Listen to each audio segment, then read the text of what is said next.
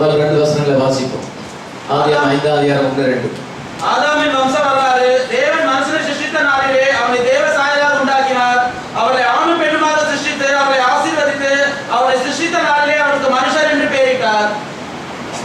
ஆதாமின் வம்ச வரலாறு. தேவன் மனுஷனை சிருஷ்டித்த நாளிலே அவளை தேவ சாயலாக உண்டாக்கினார். அவளை ஆணும் பெண்ணுமாக சிருஷ்டித்து அவளை ஆசீர்வதித்து அவர்களை சிருஷ்டித்த நாளிலே அவளுக்கு மனுஷர் என்று பெயரிட்டார். In the day when God created them, male and female, created he them, and God blessed them and called their name Adam. அவளுக்கு மனுஷன் என்று பெயரிட்டார் என்று பைபிளில், தமிழ் பைபிளில் இருக்குது. ஆங்கில பைபிளில் என்ன சொல்லப்படுகிறாங்க? Call their name Adam. 2 பேருக்கும் பேர் ஆடம் தான். Mr. and Mrs. Adam. ஆனால் 2 பேருக்கும் பேர் Adam. Not Adam and Eve. ஆதாம் ஏவாள் என்று சொல்லவில்லை, ஆடம் ஆதாம் என்றுதான் சொல்லப்பட்டது. கொடுக்கப்போல செய்தி தலைப்பு என்னவென்றால் The mystery of 5 brides in the book of Genesis. ஆதியாகமத்தில் உள்ள 5 மணவாட்டியின் ரகசியம். ஆதியாகம புத்தகத்தில் 5 மணவாட்டியை நம்ம பார்க்கிறோம். இந்த 5 மணவாட்டியை பற்றிய ரகசியம் என்ன, அதை இப்பொழுது சிறிது நேரம் நம்ம தியானிக்க போகிறோம். ஆதியாகமத்தில் 5 மணவாட்டி சொல்லப்பட்டிருக்கிறது. ஆதியாகமம் ஒரு மிஸ்ட்ரியாக இருக்கிறது. Genesis is a mystery from Adam to Joseph. ஆதாமிலிருந்து ஆரம்பித்து யோசேப்பில் முடிகிறது. அந்த ஆடமிலிருந்து யோசேப்பு வரைக்கும் பெரிய ரகசியம் இருக்கிறது. எத்தனை பேர் விசுவாசிக்கிறோம்?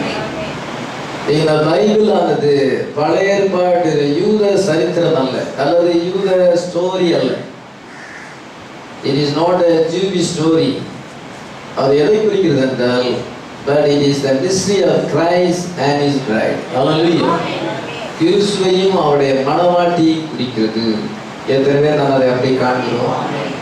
சாமத்து மக்களுக்கு அல்லது உலகத்து மக்களுக்கு அது ஒரு பைபிள் ஸ்டோரியாக தெரியலாம். ஆனால் நமக்கு நம்ம அதை வாசிக்கும் பொழுது கிறிஸ்துவையும் அவருடைய மணவாட்டியும் அதிலே காண்கிறோம். ஹல்லேலூயா. நான் அவருடைய மணவாட்டியாக இருக்கிறோம். ஆமென். கிறிஸ்து அவர் எல்லாத்துக்கும் எல்லாமாய் இருக்கிறார். He is the only true God and eternal life. அவர் ஒருவரே மெய்யான தேவன், நித்திய ஜீவனுமாய் இருக்கிறார். எத்தனை பேர் விசுவாசிக்கிறோம்? இந்த முழு வேத புத்தகமும் கிறிஸ்துவை வெளிப்படுத்துது. It is a revelation of Jesus Christ. ஆமென். நீங்க எதை சேர்ந்தவங்க? நாங்க end time message நம்ம சொல்றோம், கடைசி கால செய்தியை சேர்ந்தவங்க. உண்மையிலே நாம எதை சேர்ந்தவங்கன்னா revelation of Jesus Christ சேர்ந்தவங்க.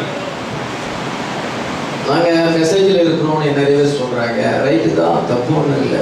நாங்கள் கடைசி கால விசுவாசின்னு சொல்கிறாங்க. ஆனால் உண்மையிலே நம்ம பார்த்தா நம்ம ரெவலேஷன் ஆஃப் ஜீசஸ் கிரைஸ்ட் உடையவராக இருக்கோம். ஹல்லேலூயா. சொல்கிற தீர்க்கதரிசி செய்திங்கிறாங்க. அந்த தீர்க்கதரிசி எதை சொல்கிறாரு, செய்தி எதை சொல்லுது? It is the revelation of Jesus Christ. Hallelujah. இயேசு கிறிஸ்துவின் வெளிப்பாடு. இந்த பைபிள் இயேசு கிறிஸ்துவை வெளிப்படுத்துறதாக. சாமர்த்த மக்களுக்கு இது 3 கடவுளை வெளிப்படுது. ஆனால் நமக்கு இது only true God Jesus Christ. Hallelujah. முழு வேத புத்தகம் இயேசு கிறிஸ்துவை மையமாக கொண்டு எழுதப்பட்டிருக்கிறது. Central theme Jesus Christ. Hallelujah. நான் அதை காணவில்லை என்றால் மறுபடியும் நீங்க அதை படிங்க என்று தீர்க்கதரிசி சொல்றார். Everything God created, it holds mystery of God. தேவன் சிருஷ்டித்த எல்லாத்திலேயுமே அங்கே ரகசியம் இருக்கிறது. Hallelujah. He is revealed in his own work. அவர் என்ன சிருஷ்டித்தாரோ அதில் தம்மை வெளிப்படுத்துகிறார். ஒரு பில்டிங் ஒருத்தர் கட்டினா, அந்த பில்டிங்கை யார் கட்டினா, அந்த பில்டிங்கை அது எப்படி கட்டினா, அவர் மனசுல ஒரு பிளான் இருக்கு, அதை வச்சு அவர் கட்டி இருக்கிறார். அது அவரை வெளிப்படுத்துது. இந்த பில்டிங் எப்படிதான் இருக்கணும் அப்படின்னு எனக்கு ஒரு எண்ணம் வந்தது. இன்ஜினியரை கூப்பிட்டு கேட்டால் அவர் வேற மாதிரி சொல்றாரு. அதெல்லாம் ஒத்து வராது. இது இப்படி 10 அடிக்கு ஒரு பில்லர் போட்டு இந்த மாதிரி தான் கட்டணும், இந்த இடம்ல தான் இருக்குது. அது என்னுடைய மனசுல இருக்கிறத வெளிப்படுது. வீடு எப்படி கட்டணும், இது இப்படிதான் கட்டணும். இன்ஜினியர் போடுற பிளான்லாம் நம்ம இடத்துக்கு ஒத்து வராது. இந்த மாதிரி இடம் ரொம்ப ப்ராடா இல்லை, அதனால இந்த மாதிரி கட்டினா தான் சரி வரும்னு சொல்லும் பொழுது இதோ அது என்னுடைய மனசுல என்ன இருக்குங்கிறது அது வெளிப்படுத்துது. அதே போலதான் கர்த்தர் இந்த வானத்தையும் பூமியும் உண்டாக்கினார், எல்லா சிருஷ்டிகளையும் உண்டாக்கினார், மனுஷனை உண்டாக்கினார். அது என்னன்னா அவரை வெளிப்படுத்துது. ஹல்லேலூயா.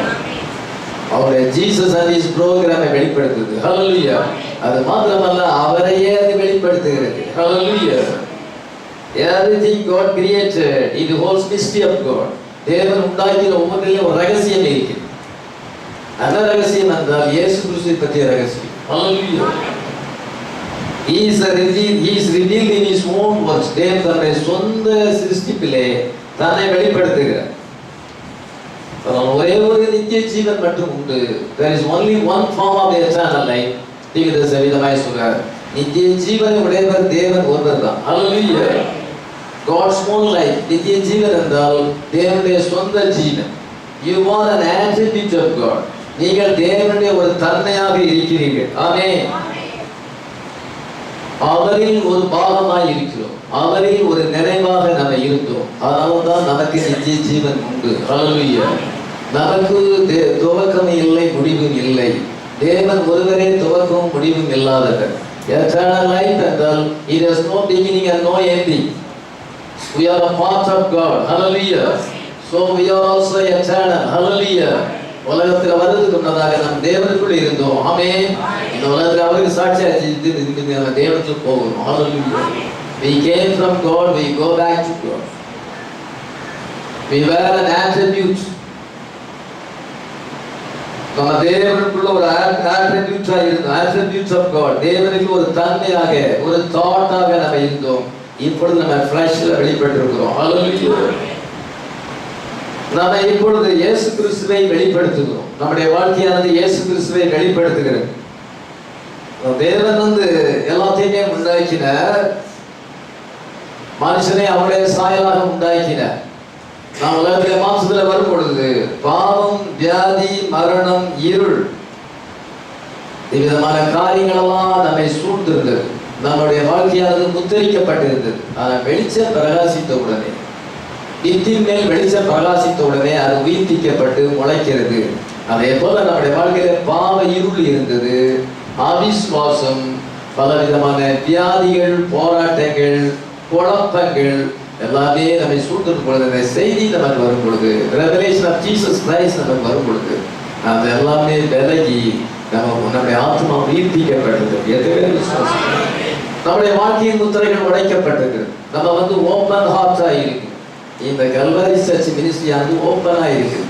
நம்முடைய ஊழியம் மறைவான ஊழியம் இல்லை. ஏன்னா நெட்ல கொடுத்துருக்கணும், என்னென்ன நடக்குது, பசங்க என்னென்ன பண்ணாங்க அதெல்லாம் தெரியும். ஒன்றும் நம்ம மறைவுல செய்யல, எல்லாம் ஓப்பனா இருக்குது. இன்னைக்கு அநேகருடைய ஊழியர்கள் ஓப்பனா இருக்கிறது, மறைவா இருக்கிறது, போஸ்டாட்டினா இருக்கிறது. அவங்க என்ன செய்யறாங்கன்னு தெரியாது. ஆனா நம்ம வேலைக்கு எல்லாருமே தெரிஞ்சுக்கிறோம். நம்முடைய வாழ்க்கையின் முத்திரைகள் உடைக்கப்பட்டிருக்கிறது. நம்ம மினிஸ்ட்ரி ஒரு மறைவான ஊழியம் அல்ல, ஓப்பனா இருக்கிறது. ஹல்லேலூயா. நம்முடைய வாழ்க்கை ஓப்பனா இருக்கிறது. ஹல்லேலூயா.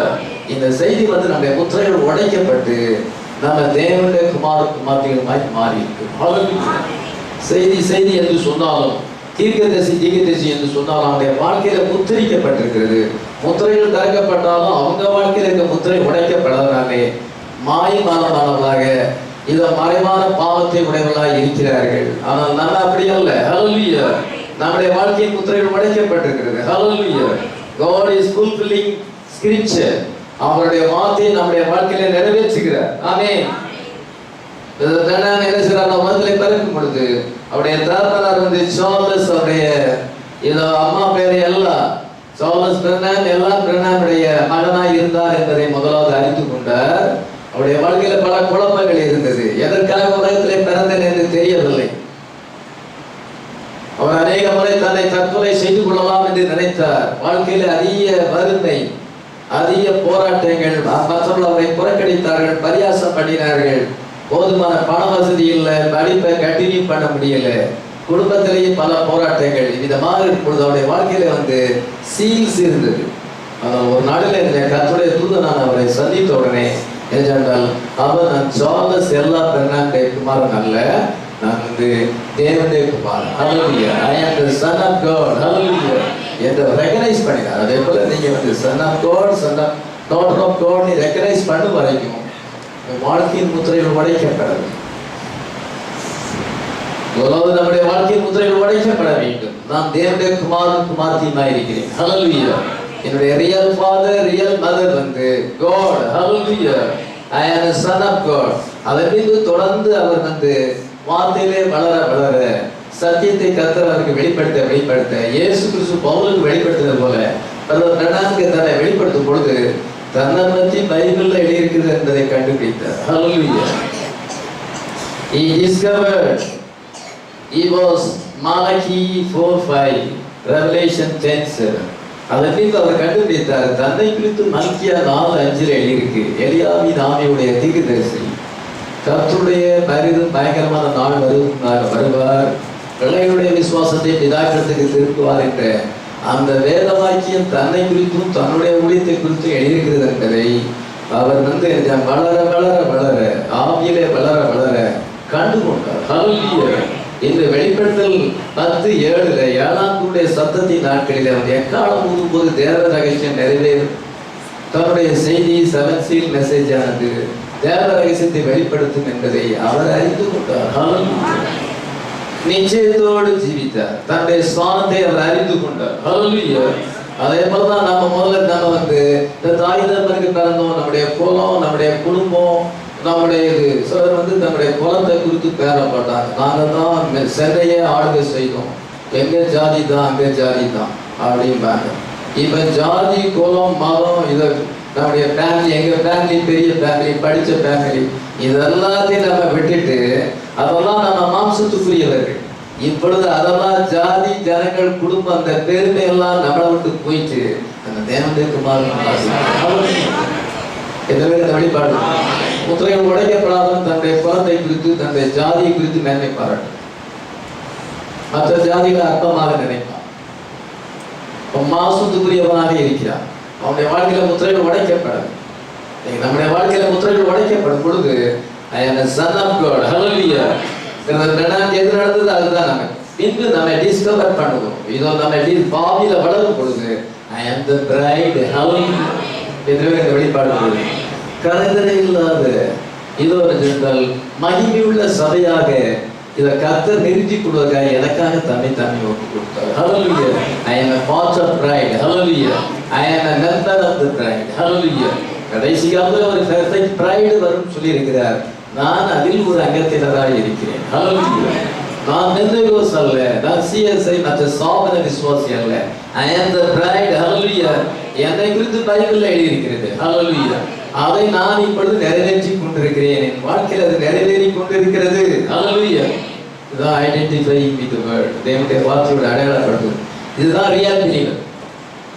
ட்ரெடிஷனலா சபைக்கு வருது போறது அப்படி இருந்துட்டு மக்களை போலவே ஜீவிப்பதும் உலக உல்லாசத்துல இருப்பதும் அது வந்து மாய்மாலமான விசுவாசம். கிறிஸ்து கிறிஸ்து என்ன செய்தார்? அந்த கடைசி காலத்திலே 7 முத்திரைகளை திறந்திருக்கிறார். Hallelujah. அந்த ஹிடன் மிஸ்ட்ரி தேவனை குறித்த ரகசியமானது இந்த பைபிள்ல இருக்கு. 7 முத்திரைனா அந்த புத்தகம் தான் நினைச்சிடக்கூடாது. இந்த பைபிள் 7 முத்திரைகளால் முத்திரிக்கப்பட்டிருக்கு. இந்த பைபிள் முத்திரிக்கப்பட்டிருக்கு. இப்பொழுது அது ஓபன் புக்கா இருக்குது. Hallelujah. 7 முத்திரைகள் புத்தகம்னா பைபிள் தீர்க்கதரிசி கொஞ்சம் பைபிள் அந்த புத்தகம் தான் இல்லை. இதுதான் சபைகள் அப்படிதான் நினைச்சாங்க. அந்த புத்தகம் தான் படிக்குது, பைபிளை தூர வச்சுட்டு அந்த புத்தகத்தையே படிக்கிறது. அந்த புத்தகம் இது தெரியாத அது புரியாது. அவங்க எத்தனை மரம் படித்தாலும் புரியாது. இது தெரியாதான் அது புரியும். அது யாராவது வெளிப்படுத்தல் வரைக்கும் தரவா தெரிஞ்சாதான் அது புரியும். இதை ரிஜெக்ட் பண்ணிட்டு சீல்ஸ் உங்க சபையில தான் இருக்கிறாங்க. எப்பவுமே சீல்ஸ் தான். இதுல இருக்கிற சீல்ஸ் தான் வந்து திறக்கப்பட்டுச்சு. Hallelujah. இந்த பைபிள் 7 முத்திரைகளால் முத்திரிக்கப்பட்டிருக்கிறது. இப்பொழுது என்ன அது திறக்கப்பட்டிருக்கிறது. Hallelujah. அதனால redemption, plan of redemption, மீட்பு திட்டம் அது நமக்கு வெளிப்படுத்தப்படுது. Jesus and his program is revealed. Hallelujah. இப்பொழுது நம்மளோட இந்த ரெவலேஷன் ஆனது நமக்கு ஆர்டர் ஆஃப் ஏடனுக்கு கொண்டு செல்லுது. எத்தனை பேர் விசுவாசிக்கிறோம்? ஆண்டவர் நம்மை வெளியேற்றுக்கு கொண்டு செல்கிறார். Hallelujah. என்னுடைய ராஜ்யம் வந்து முதலாவது நம்முடைய ஹார்ட்ல ஸ்தாபிக்கப்பட்டு இன்று இந்த உலகத்திலே ஸ்தாபிக்கப்பட்டு நம்ம அந்த ராஜ்யத்தை எதிர்பார்த்து கொண்டிருக்கிறோம். ஆமென். கர்த்தர் விதமாக அவருடைய புஸ்தகத்திலே வெளிப்படுத்தி இருக்கிறார். நம்முடைய வாழ்க்கையை ஐடென்டிஃபை பண்ணியிருக்கிறார். இவ்விதமான வெளிப்பாடோடு ஜீவிக்கிறவங்க தான் பிரைட். அவங்க தான் மனவாட்டின்னு சொல்லிக் கொள்ளலாம். Many people did not know how to judge and examine what the true move of God is. தேவனுடைய உண்மையான அசைவு என்ன என்பதை அநேகரால் தெரிந்து கொள்ள முடியவில்லை, அநேகரால் அண்டர்ஸ்டாண்ட் பண்ண முடியல. கர்த்தர் இப்பொழுது ஒரு மனவாட்டியை தனக்கென்று ஆயத்தப்படுத்தி கொண்டிருக்கிறார். அவனுடைய வாழ்க்கையின் முத்திரைகளை உடைக்கிறார். வேதத்திற்கு முத்திரைகளை திறந்து அவர்களுக்கு வெளிப்படுத்தும் பொழுது, அவர் தன்னை வெளிப்படுத்தும் பொழுது அவருடைய யார் என்பதை வெளிப்படுத்தி அது ஒரு இன்விசிபிள் யூனியன் ஏற்படுகிறது. ஒரு காணக்கூடாத இணைப்பு ஏற்படுகிறது. இப்பொழுது கர்த்தர் அதை செய்து கொண்டிருக்கிறார். அதுதான் விவாகம், ஆவிக்குரிய விவாகம், ஸ்பிரிச்சுவல் மேரேஜ். ஹல்லேலூயா. இந்த ஓல்ட் டெஸ்டமென்ட் நீங்க எடுத்துக்கொள்ளும் பொழுது, ஓல்ட் டெஸ்டமென்ட்ல இதை என்றால் 39 புத்தகங்கள் இருக்கிறது. புதிய ஏற்பாட்டில் 27 புத்தகங்கள் இருக்கிறது. அது அந்த பழைய ஏற்பாடு தீர்க்கதரிசிகளை குறித்ததான வாழ்க்கையை நம்ம கேட்கணும்.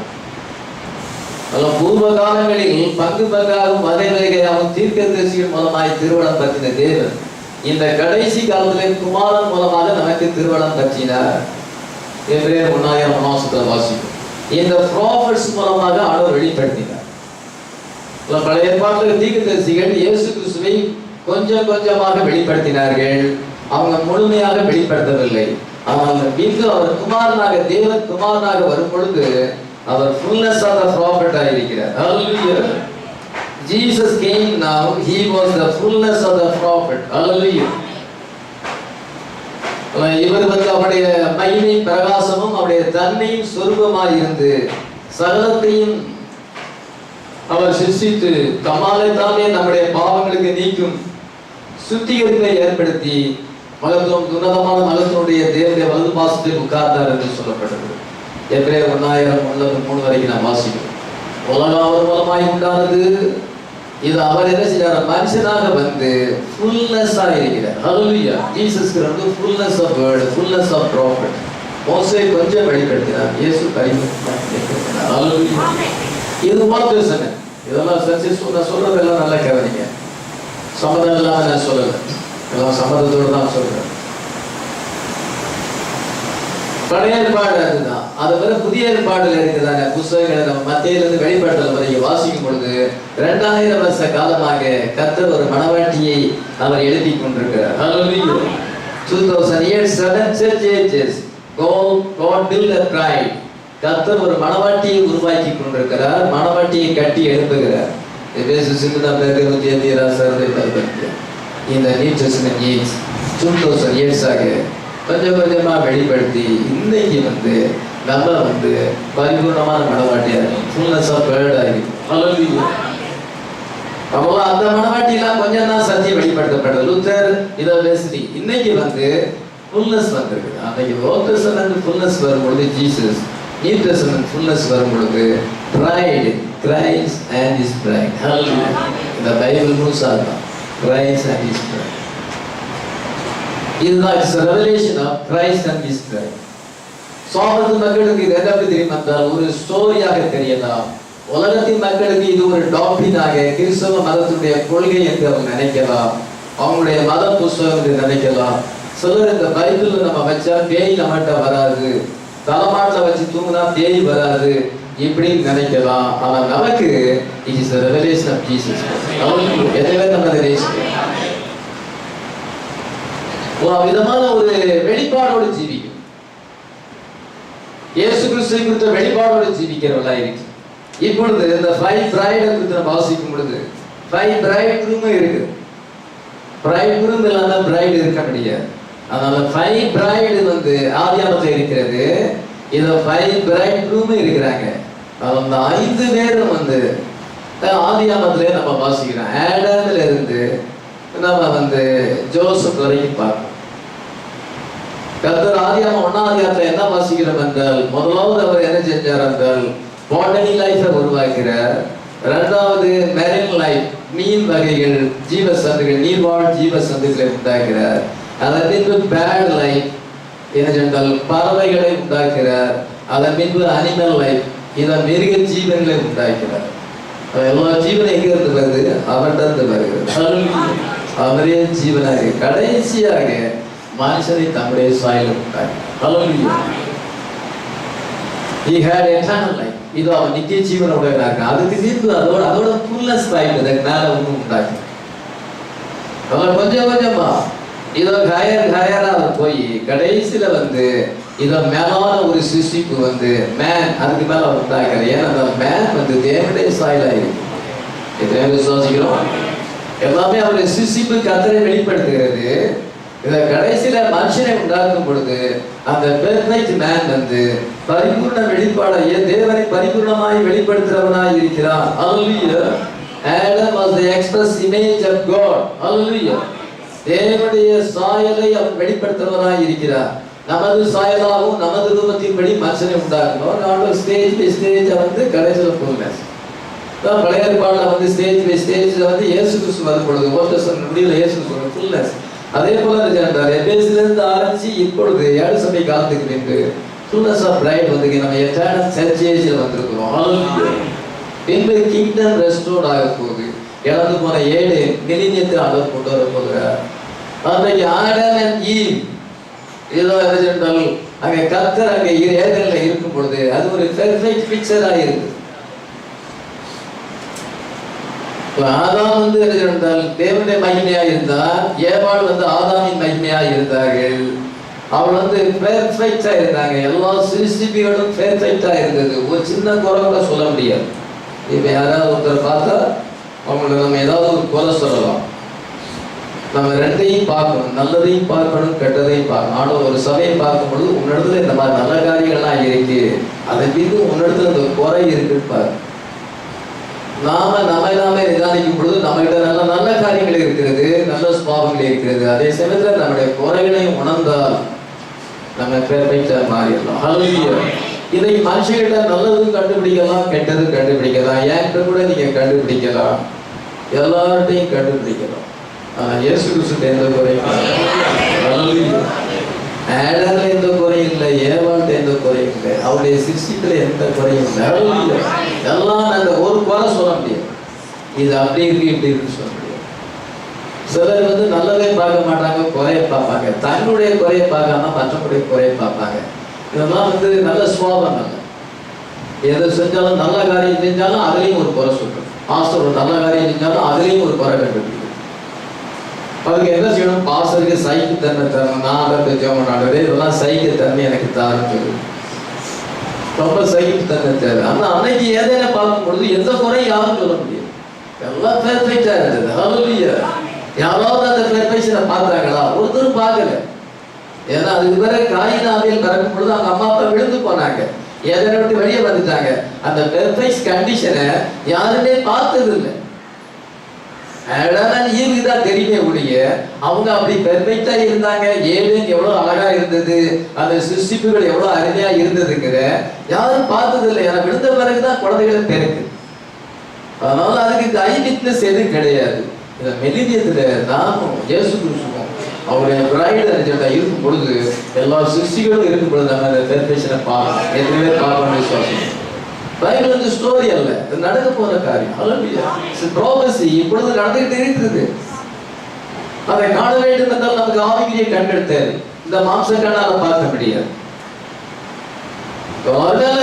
அந்த பெர்ஃபெக்ஷன் இப்பொழுது இல்ல. இப்பொழுது உலகம் அந்த கேயாட்டிக் கண்டிஷன், குழப்பம், சிக்கல், நர்வஸ் ஏஜ்ல இருக்கணும். எல்லாருக்கும் தலையில குழப்பம், யாருக்கும் வித்தியாசம் கிடையாது. அதான் நம்முடைய குழப்பத்தை கொண்டு ஆண்டவர்கிட்ட சொல்லிட்டு நம்ம இளைப்பாரி கொண்டிருக்கிறோம். மற்றவங்களுக்கு அது கூட இது கிடையாது. இப்படியாக இது ஒரு நம்ம இப்ப வாழ்ற காலம் ரொம்ப குழப்பமான காலம். ஆனால் ஒரு பெர்ஃபெக்ட் ஏஜ் வரப்போகுது. ஹalleluya. நாம அந்த ராஜ்யம் வர காத்திருக்கிறோம். அதான் மில்லேனியம். ஹalleluya. அப்பொழுது ஏடன் எப்படி பெர்ஃபெக்ஷனா இருந்ததோ அதே போல அந்த பெர்ஃபெக்ஷனை நம்ம காணும். ஹalleluya. Adam was the express image of the invisible God. காணக்கூடாத தேவனுடைய காணக்கூடிய ஒரு சாயலாக ஆடம் இருந்தான். ஹalleluya. முதல் பிரைடு ஏதோ 5 பிரைட சொல்ல போகிறேன். First bride Eve, Adam and Eve. He was the express image of the invisible God. He was God's first created son. ஆதாம் வந்து தேவனுடைய முதலாவது உருவாக்கப்பட்ட மனுஷன். தாய் மூலமாய் பிறக்கல, குழந்தையாக அவன் ஜீவித்தது கிடையாது. அவனுக்கு குழந்தை பருவமே இல்லை, அவன் வாலிபனாக இருந்தான். Image and likeness of God. தேவனுடைய சாயலாகவும் தேவனுடைய ரூபத்தின்படி இருந்தார். நமது சாயலாகவும் நமது ரூபத்தின்படியும் மனுஷனை உண்டாக்குமாக.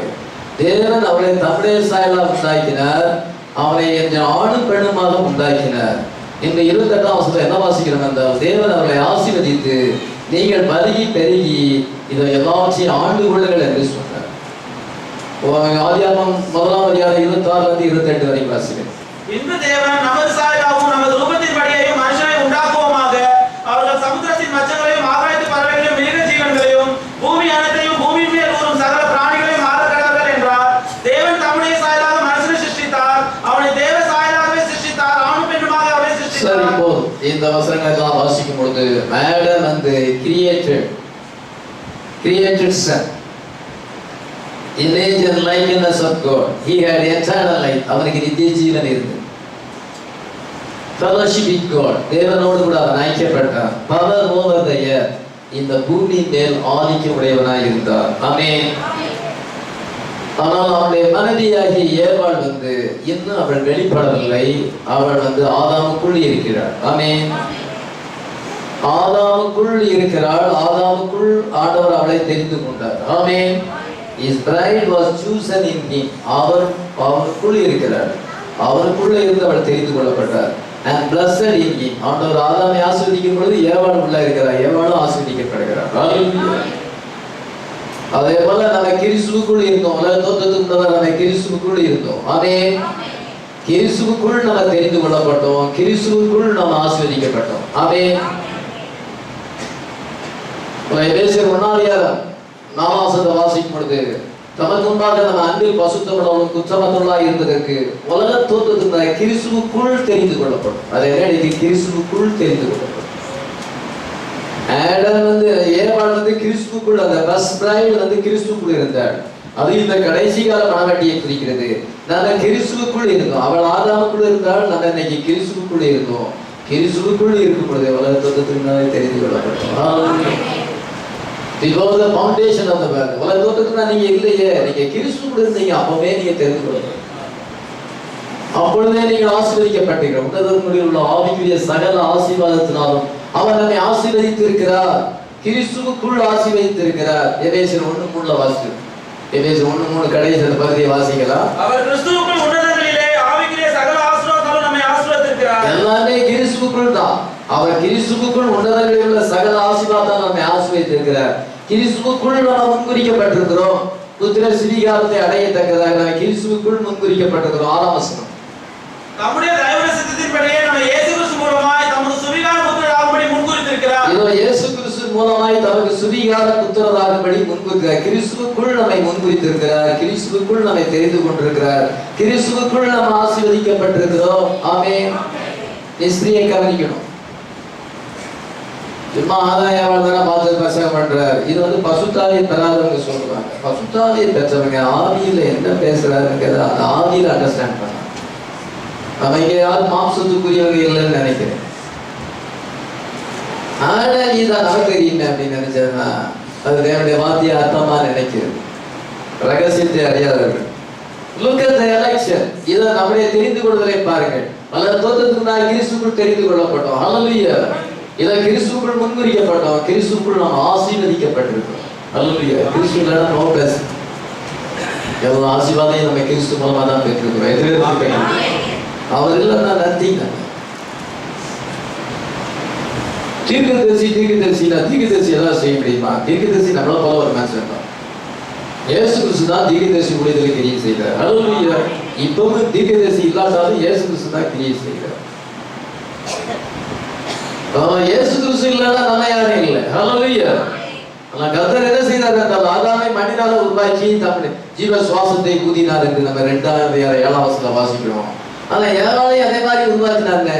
எவாளையும் கொஞ்சம் மண்ணை எடுத்து இதோ எவாளை இந்த பெண்ணை உருவாக்கி அவளுக்கு ஜீவ சுவாசத்தை ஊதினாங்க. அவரையே ஆதாம செஞ்ச மாதிரி செய்யல, இவளையே வித்தியாசமா அவர் உருவாக்கினார். என்ன காரணம்? தேவன் எல்லாத்தையுமே ஞானத்தோடு செய்கிறார். ஹல்லேலூயா. நம்முடைய அறிவு குறைவுள்ளது. தேவன் அனந்த ஞானம் உள்ளவர். Hallelujah. Almighty God. Hallelujah. Omniscient God. Hallelujah. அவர் அதில் எதுக்காக அவர் ஏவாளை வந்து அப்படி உண்டாக்காரு? அவர் வந்து முதல்ல ஆதாம் உண்டாக்கி ஆதாம்ல இருந்து ஏவாளை கொண்டார் என்றால் he was really revealing himself in his work. Hallelujah. உண்மையாகவே அவருடைய சிருஷ்டிப்பிலே தன்னை வெளிப்படுத்துகிறார். Hallelujah. முதலாவது கிறிஸ்து வர வேண்டும், அது மீது பிரைடு வர வேண்டும். கிறிஸ்துக்குள்ள இருந்து அந்த பிரைடு வர வேண்டும். Hallelujah. அது தன்னை வெளிப்படுத்துற அங்கேயே கிரைஸ்ட் அண்ட் பிரைட் என்கிற ரெவலேஷன் இருக்கிறது. ஆமென். லயன் ஆக்ஸ் என்றால் ஈகிள், இதை எல்லாத்தையுமே உண்டாக்கிறார். லயன் ஆக்ஸ் மேன் ஈகிள் இதென்றால் பல்லவத்தில் அது இருக்கிறது. இதை 4 ஜீவன்கள் கேள்விகள் இருக்கிறது. லயன் முதலாம் ஜீவன் சிங்கம், 2வது ஜீவன் காளை, 3வது மனுஷன், 4வது ஈகிள் ஃப்ளையிங் ஈகிள். இதென்றால் பல்லவத்தில் அது இருக்கு. இதை பூலவத்திலே உண்டாக்கி இருக்கிறார். அங்கே ஒரு கிங்டமா இருந்தது. அங்கே இவன் ஒரு மைனர் காடாக இருக்கிறான். Reach between the 7 church ages and the 7 seas. Reach இடைவெளியில் இந்த செய்தியை சொல்லுகிறார். he was a god of the earth. அவன் பூமிக்கு தேவனாய் இருந்தான். அவன் கர்த்தர் என்ன செய்தார் என்றால் God is the God of the universe everywhere. அவர் எல்லாத்துக்கும் சர்வத்துக்கு தேவனாய் இருக்கும் பொழுது இவன் வந்து ஆதாம் வந்து இந்த பூமிக்கு தேவனாய் இருந்தான். his son and his earth under his own control. இதோ அவருடைய குமாரனாகிய ஆதாம் இந்த உலகத்தின் மேல் ஆதிக்கம் உடையவனாய் இருந்தான். தீர்க்கதரிசி சொல்லுகிறார், இந்த மலையை பார்த்து நீ போ அப்படி சொன்னால் அந்த மலையானது நகர்ந்து போய்விடும். ஒரு மரத்தை பார்த்து let this tree here be plucked up and planted over there. நீ இங்க இருந்து பிடுங்கப்பட்டு அங்கே நடப்படுவாய் என்று சொன்னாலும் மரமும் அப்படியே போயிடும். he speak into existence. அவன் வந்து வார்த்தையை உரைக்கும் பொழுது அது அபிதமாக நடந்தது. Amen. Minor God under God. God our Father. நம்முடைய பிதாவாகிய தேவனுக்கு கீழே ஒரு குட்டி தேவனாக அனிச்சர் காடாக அவன் தேவனுடைய குமாரனாக இந்த உலகத்திலே காணப்பட்டான். Hallelujah. He is one over the எல்லாத்துக்கு மேல அவன் அதிகாரியாக இருந்தான். எல்லாத்துக்கு மேல அவன் ஒரு ராஜாவாக இருந்தான். அவனுடைய அத்தாரிட்டியை எல்லா சிருஷ்டிகளும் அது அங்கீகரித்தது. எல்லாமே அவனுக்கு அடங்கி இருந்தது. ஆமென். ஆனாலும் எல்லாமே அவனுக்கு கீழே அடங்கி இருந்த அநேக சிருஷ்டிகள் அவனுக்கு இருந்தாலும் எல்லாமே அவனுக்கு துணையாக இருந்தாலும் அவனு வந்து தனிமையை உணர்ந்தான். அவன் தனிமையாக இருப்பது நல்லதல்ல என்று கர்த்தர் கண்டார். அது 2:12 வாசிக்கிறோம். பின்பு தேவனாகிய கர்த்தர் மனுஷன் தனிமையாக இருப்பது நல்லதல்ல, ஏற்ற துணை அவனுக்கு உண்டாக்குவேன் என்றார். Genesis 2:18 It is not good that man should be alone. I will make a help meet for him. அவன் தனிமையாக இருப்பது நல்லதல்ல. loneliness, அந்த loneliness தனிமையாக இருப்பது நல்லதல்ல என்று சொல்லி அது வந்து அவனுக்கு திருப்தி அல்ல. இதோ அவனுக்கு திருப்தியாக இருக்க வேண்டும் என்றால் அவனுக்கு ஒரு துணை தேவை. அவனுக்கு ஒரு துணையை உண்டாக்குவேன் என்று கர்த்தர் சொன்னார். Hallelujah. It's a type of Christ on the cross. கிறிஸ்து சிலுவையில் மரிப்பது ஆதாமுக்கு அயர்ந்த நித்திரை ஏற்படுத்தினார். ஆண்டவர் ஆதாமுக்கு அயர்ந்த நித்திரை ஏற்படுத்தினார். கிறிஸ்து நமக்காக சிலுவையில் மரித்தார். அவர் செகண்ட் ஆடம். நம்ம ஆடம் வந்து டைப் ஆஃப் கிரைஸ்ட். நம்ம மனவாட்டி வெளியே வர வேண்டும் என்றால் அங்கே அவருக்கு மயக்கத்தை ஏற்படுத்தினார், அயர்ந்த நித்திரை ஏற்படுத்தினார். கர்த்தராகிய இயேசு கிறிஸ்து கல்வாரி சிலுவையில் நமக்காக மரித்தார். ஆமென். இயேசு கிறிஸ்து ஒருத்தன் கேட்கிறான், நீர் எங்க போனாலும் நான் உங்க பின்னால வருவேன். 57:57 வாசிக்கிறோம். அங்கே இயேசு கிறிஸ்து என்ன சொல்கிறார் என்றால் நரிகளுக்கு குழிகளோ ஆகாயத்து பறவைகளுக்கு கூடுகளும் உண்டு, மனுஷகுமாருக்கோ தலை சாய்க்க இடம் இல்லை. நரிக்கு கூட குழி இருக்குது, ஆகாயத்து பறவை கூடு இருக்கு. எனக்கு சொந்த வீடு இல்லை, நான் படுக்கிறதுக்கு ஒரு இடம் கிடையாது. அப்படி நீ என்ன பின்பற்றி வருன்னு சொல்றிய அப்படின்னு சுவாமி கர்த்தர் சொல்கிறார். அவர் எங்கே தலை சாய்த்தார்? கல்வாரி சிலுவையில தலையை சாய்த்தார். சத்தாஜனுக்கு தலை வந்து குளக்கணும். ஒருத்தர் வந்து சுய நினைவடைஞ்சு நான் தலை குளக்கணும் வந்துருந்தா அவ்வளோதான், நம்ம பதறிப்போம். முதல்ல தலை தான் அப்படிங்க. அவர் ஜீவன் போன உடனே தலை அப்படிங்கிற தலையை சாய்த்து விட்டார். இதோ ஆடமுக்கு ஆண்டவர் அயர்ந்த நித்திரை ஏற்படுத்தினார். அவன் தலை அப்படியே சாய்ந்து அப்படி மயக்கத்தை விடும் பொழுது இதோ கர்த்தர் என்ன செய்தார் என்றால் அவனுக்குள்ள இருந்த ஏவாளை கொண்டு அதே போல கர்த்தராகிய இயேசு கிறிஸ்து அவர் தனிமையாக இருப்பது நல்லதல்ல. ஹல்லேலூயா. ஆடம் கொஞ்ச காலம் தனிமையாக இருந்தான். இதோ தேவன் தனிமையாக இருக்கிறார், தானாக ஜீவிக்கிறார். ஹல்லேலூயா. எலோஹிம் என்றால் self existence. Self existent God, தானாக ஜீவிக்கிறவர், தனித்து ஜீவிக்கிறவர். அவர் அனாதி தேவன் என்று சொல்லப்பட்டது. அவர் அனாதி தேவன் என்ன செய்கிறார் என்றால், தனக்கு அவர் தனிமையாக இருப்பது நல்லதல்ல, அவர்தான் தனிமையாக இருப்பது நல்லதல்ல என்று சொல்லி ஏவாளை உண்டாக்கிறவர். இவர் தனக்கென்று ஒரு மணவாட்டியை சிருஷ்டித்தார். என்ற விசுவாசம். அந்த மணவாட்டி வெளியே வர வேண்டும் என்றால், ஆடாமுக்கு ஏவாள் வெளியே வர வேண்டும் என்றால் அவன் அயர்ந்த நித்திரை அடைய வேண்டும். அதே போல கர்த்தராகிய இயேசு கிறிஸ்து சிலுவையில மரிக்கவில்லை என்றால் நியூ டெஸ்டமென்ட் வராது, பிரைடு வராது. ஓல்ட் டெஸ்டமென்ட் பிரைட் குரூம், இது நியூ டெஸ்டமென்ட் பிரைடா இருக்கு. கர்த்தர் கல்வாரி சிலுவையில மரிக்கும் பொழுது, இதோ ஈட்டினாலே விழாவில குத்தும் பொழுது ரத்தமும் தண்ணீரும் வந்தது என்று யோவான் 19:34 வாசிக்கிறோம். ஒருவன் தன்னுடைய ஈட்டியை நீட்டி அவருடைய விழாவிலே குத்தினார், உடனே ரத்தமும் தண்ணீரும் வந்தது. நேரம் ஹார்ட்ல போய் அந்த ஈட்டி அங்க படும் பொழுது அந்த ஹார்ட்ல இருக்க ரத்தமும் தண்ணீர் வந்தது என்றால் ரத்தத்தில் இருந்த ஜீவன் பிரிந்து விட்டது. Life departed from the blood. ஆனால் அது ரத்தமும் தண்ணீருமாக பிரிந்து விட்டது. ஆனால் ரத்தமும் தண்ணீரும் வந்தது. இதால் கர்த்தர் தம்முடைய மணவாட்டி எப்படி உண்டாகிறார் என்றால், blood, water, blood, அது மீன் spirit. Hallelujah. Water, blood, spirit, new birth. நம்ம மறுபடி பிறந்தால் மணவாட்டியாக மாறுகிறோம். மறுபடி பிறக்க வேண்டும் என்றால் 3 ஸ்டேஜ் வேணும். சுவாமி மக்கள் என்னன்னா, ஒரு இந்து கிருஷ்ணன் ரசிக்கப்பட்டான், மறுபடியும் பிறந்துட்டான். எல்லா ஜுவல்ஸும் அப்படியே இருக்கும், எல்லா பாவமும் இருக்கும். மதத்தை மட்டும் மாத்திக்கிட்டான். அதாவது ரசிக்கப்பட்டாங்க. எங்க சர்ச்சில் நிறைய பேர் வர்றாங்க, எல்லாமே அழுகிற முட்டைகள். அந்த சர்ச்சு சவப்பட்டியா இருக்குது, எல்லாம் பிரேதங்கள். இத்தனை பேர் வராங்க, அத்தனை பேர் வராங்க. அது ஒரு சவப்பட்டி, எலும்புகள் இருக்கிறது, பிரேத செத்து போன விசுவாசிகள். இதை என்ன செய்யறால் அந்த சபையில என்ன செய்யறால் எல்லாமே அழுகிற முட்டைகளா இருக்கிறது, ஒன்னும் குஞ்சு பொறிக்காது. அந்த தாய்ப்பொழி எல்லாம் நல்ல முட்டை தான் நினைச்சிட்டு, அந்த மாசம் எல்லாம் நல்ல விசுவாசி தான். ஒரு விசுவாசி மறுபடியும் பிறக்க வேண்டும் என்றால் அவன் வார்த்தையை விசுவாசித்து இயேசு கிறிஸ்து நாமத்தில் ஞானஸ்நானம் எடுக்கணும். மனம் திரும்பி சத்தியத்தை விசுவாசித்து இயேசு கிறிஸ்து நாமத்தில் ஞானஸ்நானம் எடுத்து பின்பு அவருடைய ரத்தத்தினால அவருடைய வார்த்தையினாலே கழுவப்படும் பொழுது தேவன் பசுதாவியாக அவனுக்குள் வாசம் பண்ணும் பொழுது indwelling of the Holy Spirit. இந்த 2 ஸ்டேஜ் வராத தேவன் மனுஷனுக்குள்ள வர முடியாது. அப்பொழுது நியூ பேர்த் அடைகிறார். ஹல்லேலூயா. அல்லது மற்ற வழியே கிடையாது. ஜஸ்டிஃபிகேஷன், சான்டிஃபிகேஷன், பேப்டிசம், அது 3 steps for new birth. எதிர்வே நம்ம ஸ்டெப் வந்துருக்கோம்.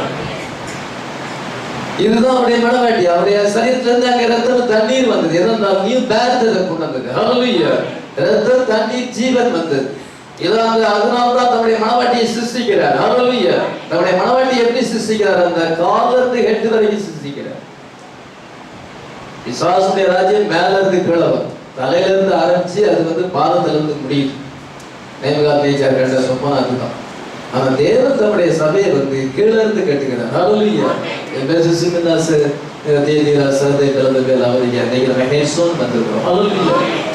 நெருக்கும் பொழுது நம்ம அவருடைய சாயலாக மாறும். வர வர மைனாரிட்டி தான். நிறைய பேர் சர்ச்சைக்கு வர்றாங்க, இல்ல வர வர கம்மி தான். பிரைவேட் சர்ச் ரொம்ப கம்மி. 1000 பேர் சாப்பிடல சேர்ந்தா இங்க ஒருத்தர் தான் வரும். வர வர அது மைனாரிட்டியா போகுது. ஹெர்சோனுக்கு வந்திருக்கிறோம். ஹல்லேலூயா. தேவன் தம்முடைய சபையை, மணவாட்டியை, ஏவாளை, செகண்ட் ஈவ 2000 வருஷமாக சிருஷ்டித்தார். கல்வாரியிலே அவர் தலையை சாய்த்து ஜீவனை விட்டு அவருடைய சரீரத்துக்கு புறப்பட்ட இதோ ரத்தம், அந்த தண்ணீர், அந்த ஆவியினாலே தேவன் தம்முடைய மணவாட்டிக்கு நியூ பேர்த் கொண்டு புது பிறப்பை கொண்டு கிறிஸ்துவின் சரீரமாகிய சபையிலே அவர்கள் ஞானஸ்நானம் பண்ணப்பட்டு அந்த பில்டிங், அந்த சபை, அந்த சரீரமாக எழுப்பி கொண்டு இன்னைக்கு பெர்ஃபெக்டா வந்திருக்கிறது. ஹல்லேலூயா. இன்னைக்கு நம்ம ஹெர்சோன்ல வந்திருக்கிறோம். ஹல்லேலூயா. நம்முடைய மினிஸ்ட்ரி இன்னைக்கு ஹெர்சோன்ல கட்டப்படுகிறது. ஆமென். கேப்ஸ்டோன்ல. ஹல்லேலூயா. தலைக்கல்லின் அன்பு நமக்குள்ள இருக்கிறது. டிவைன் லவ் நமக்குள்ள இருக்கிறது. ஆமென். அந்த இடத்து வரும் பொழுது இப்பொழுது ஆரஞ்சல் அங்க பழைய ஏற்பாடு முடிவுல கிரைஸ்ட் அங்க வந்துட்டார். இது அப்பொழுது பிரைட் வரும் பொழுது 2 பேரும் சேரும் பொழுது 7 பேருக்கு நம்ம இருப்போம். 2 பேர் இருப்போம். ஆண்டவர் ஏவாளை உண்டாக்கி அவளை இணைத்து ஆசீர்வதித்தார். அவனால புருஷனானவன் நினைச்சிருந்தான் தன் தகப்பனை தாயை விட்டு தன் மனைவியோடு இசைத்திருப்பான். தகப்பனை தாயை கனம் பண்ண வேண்டும், அவங்களை கைவிட்டுவிடக் கூடாது.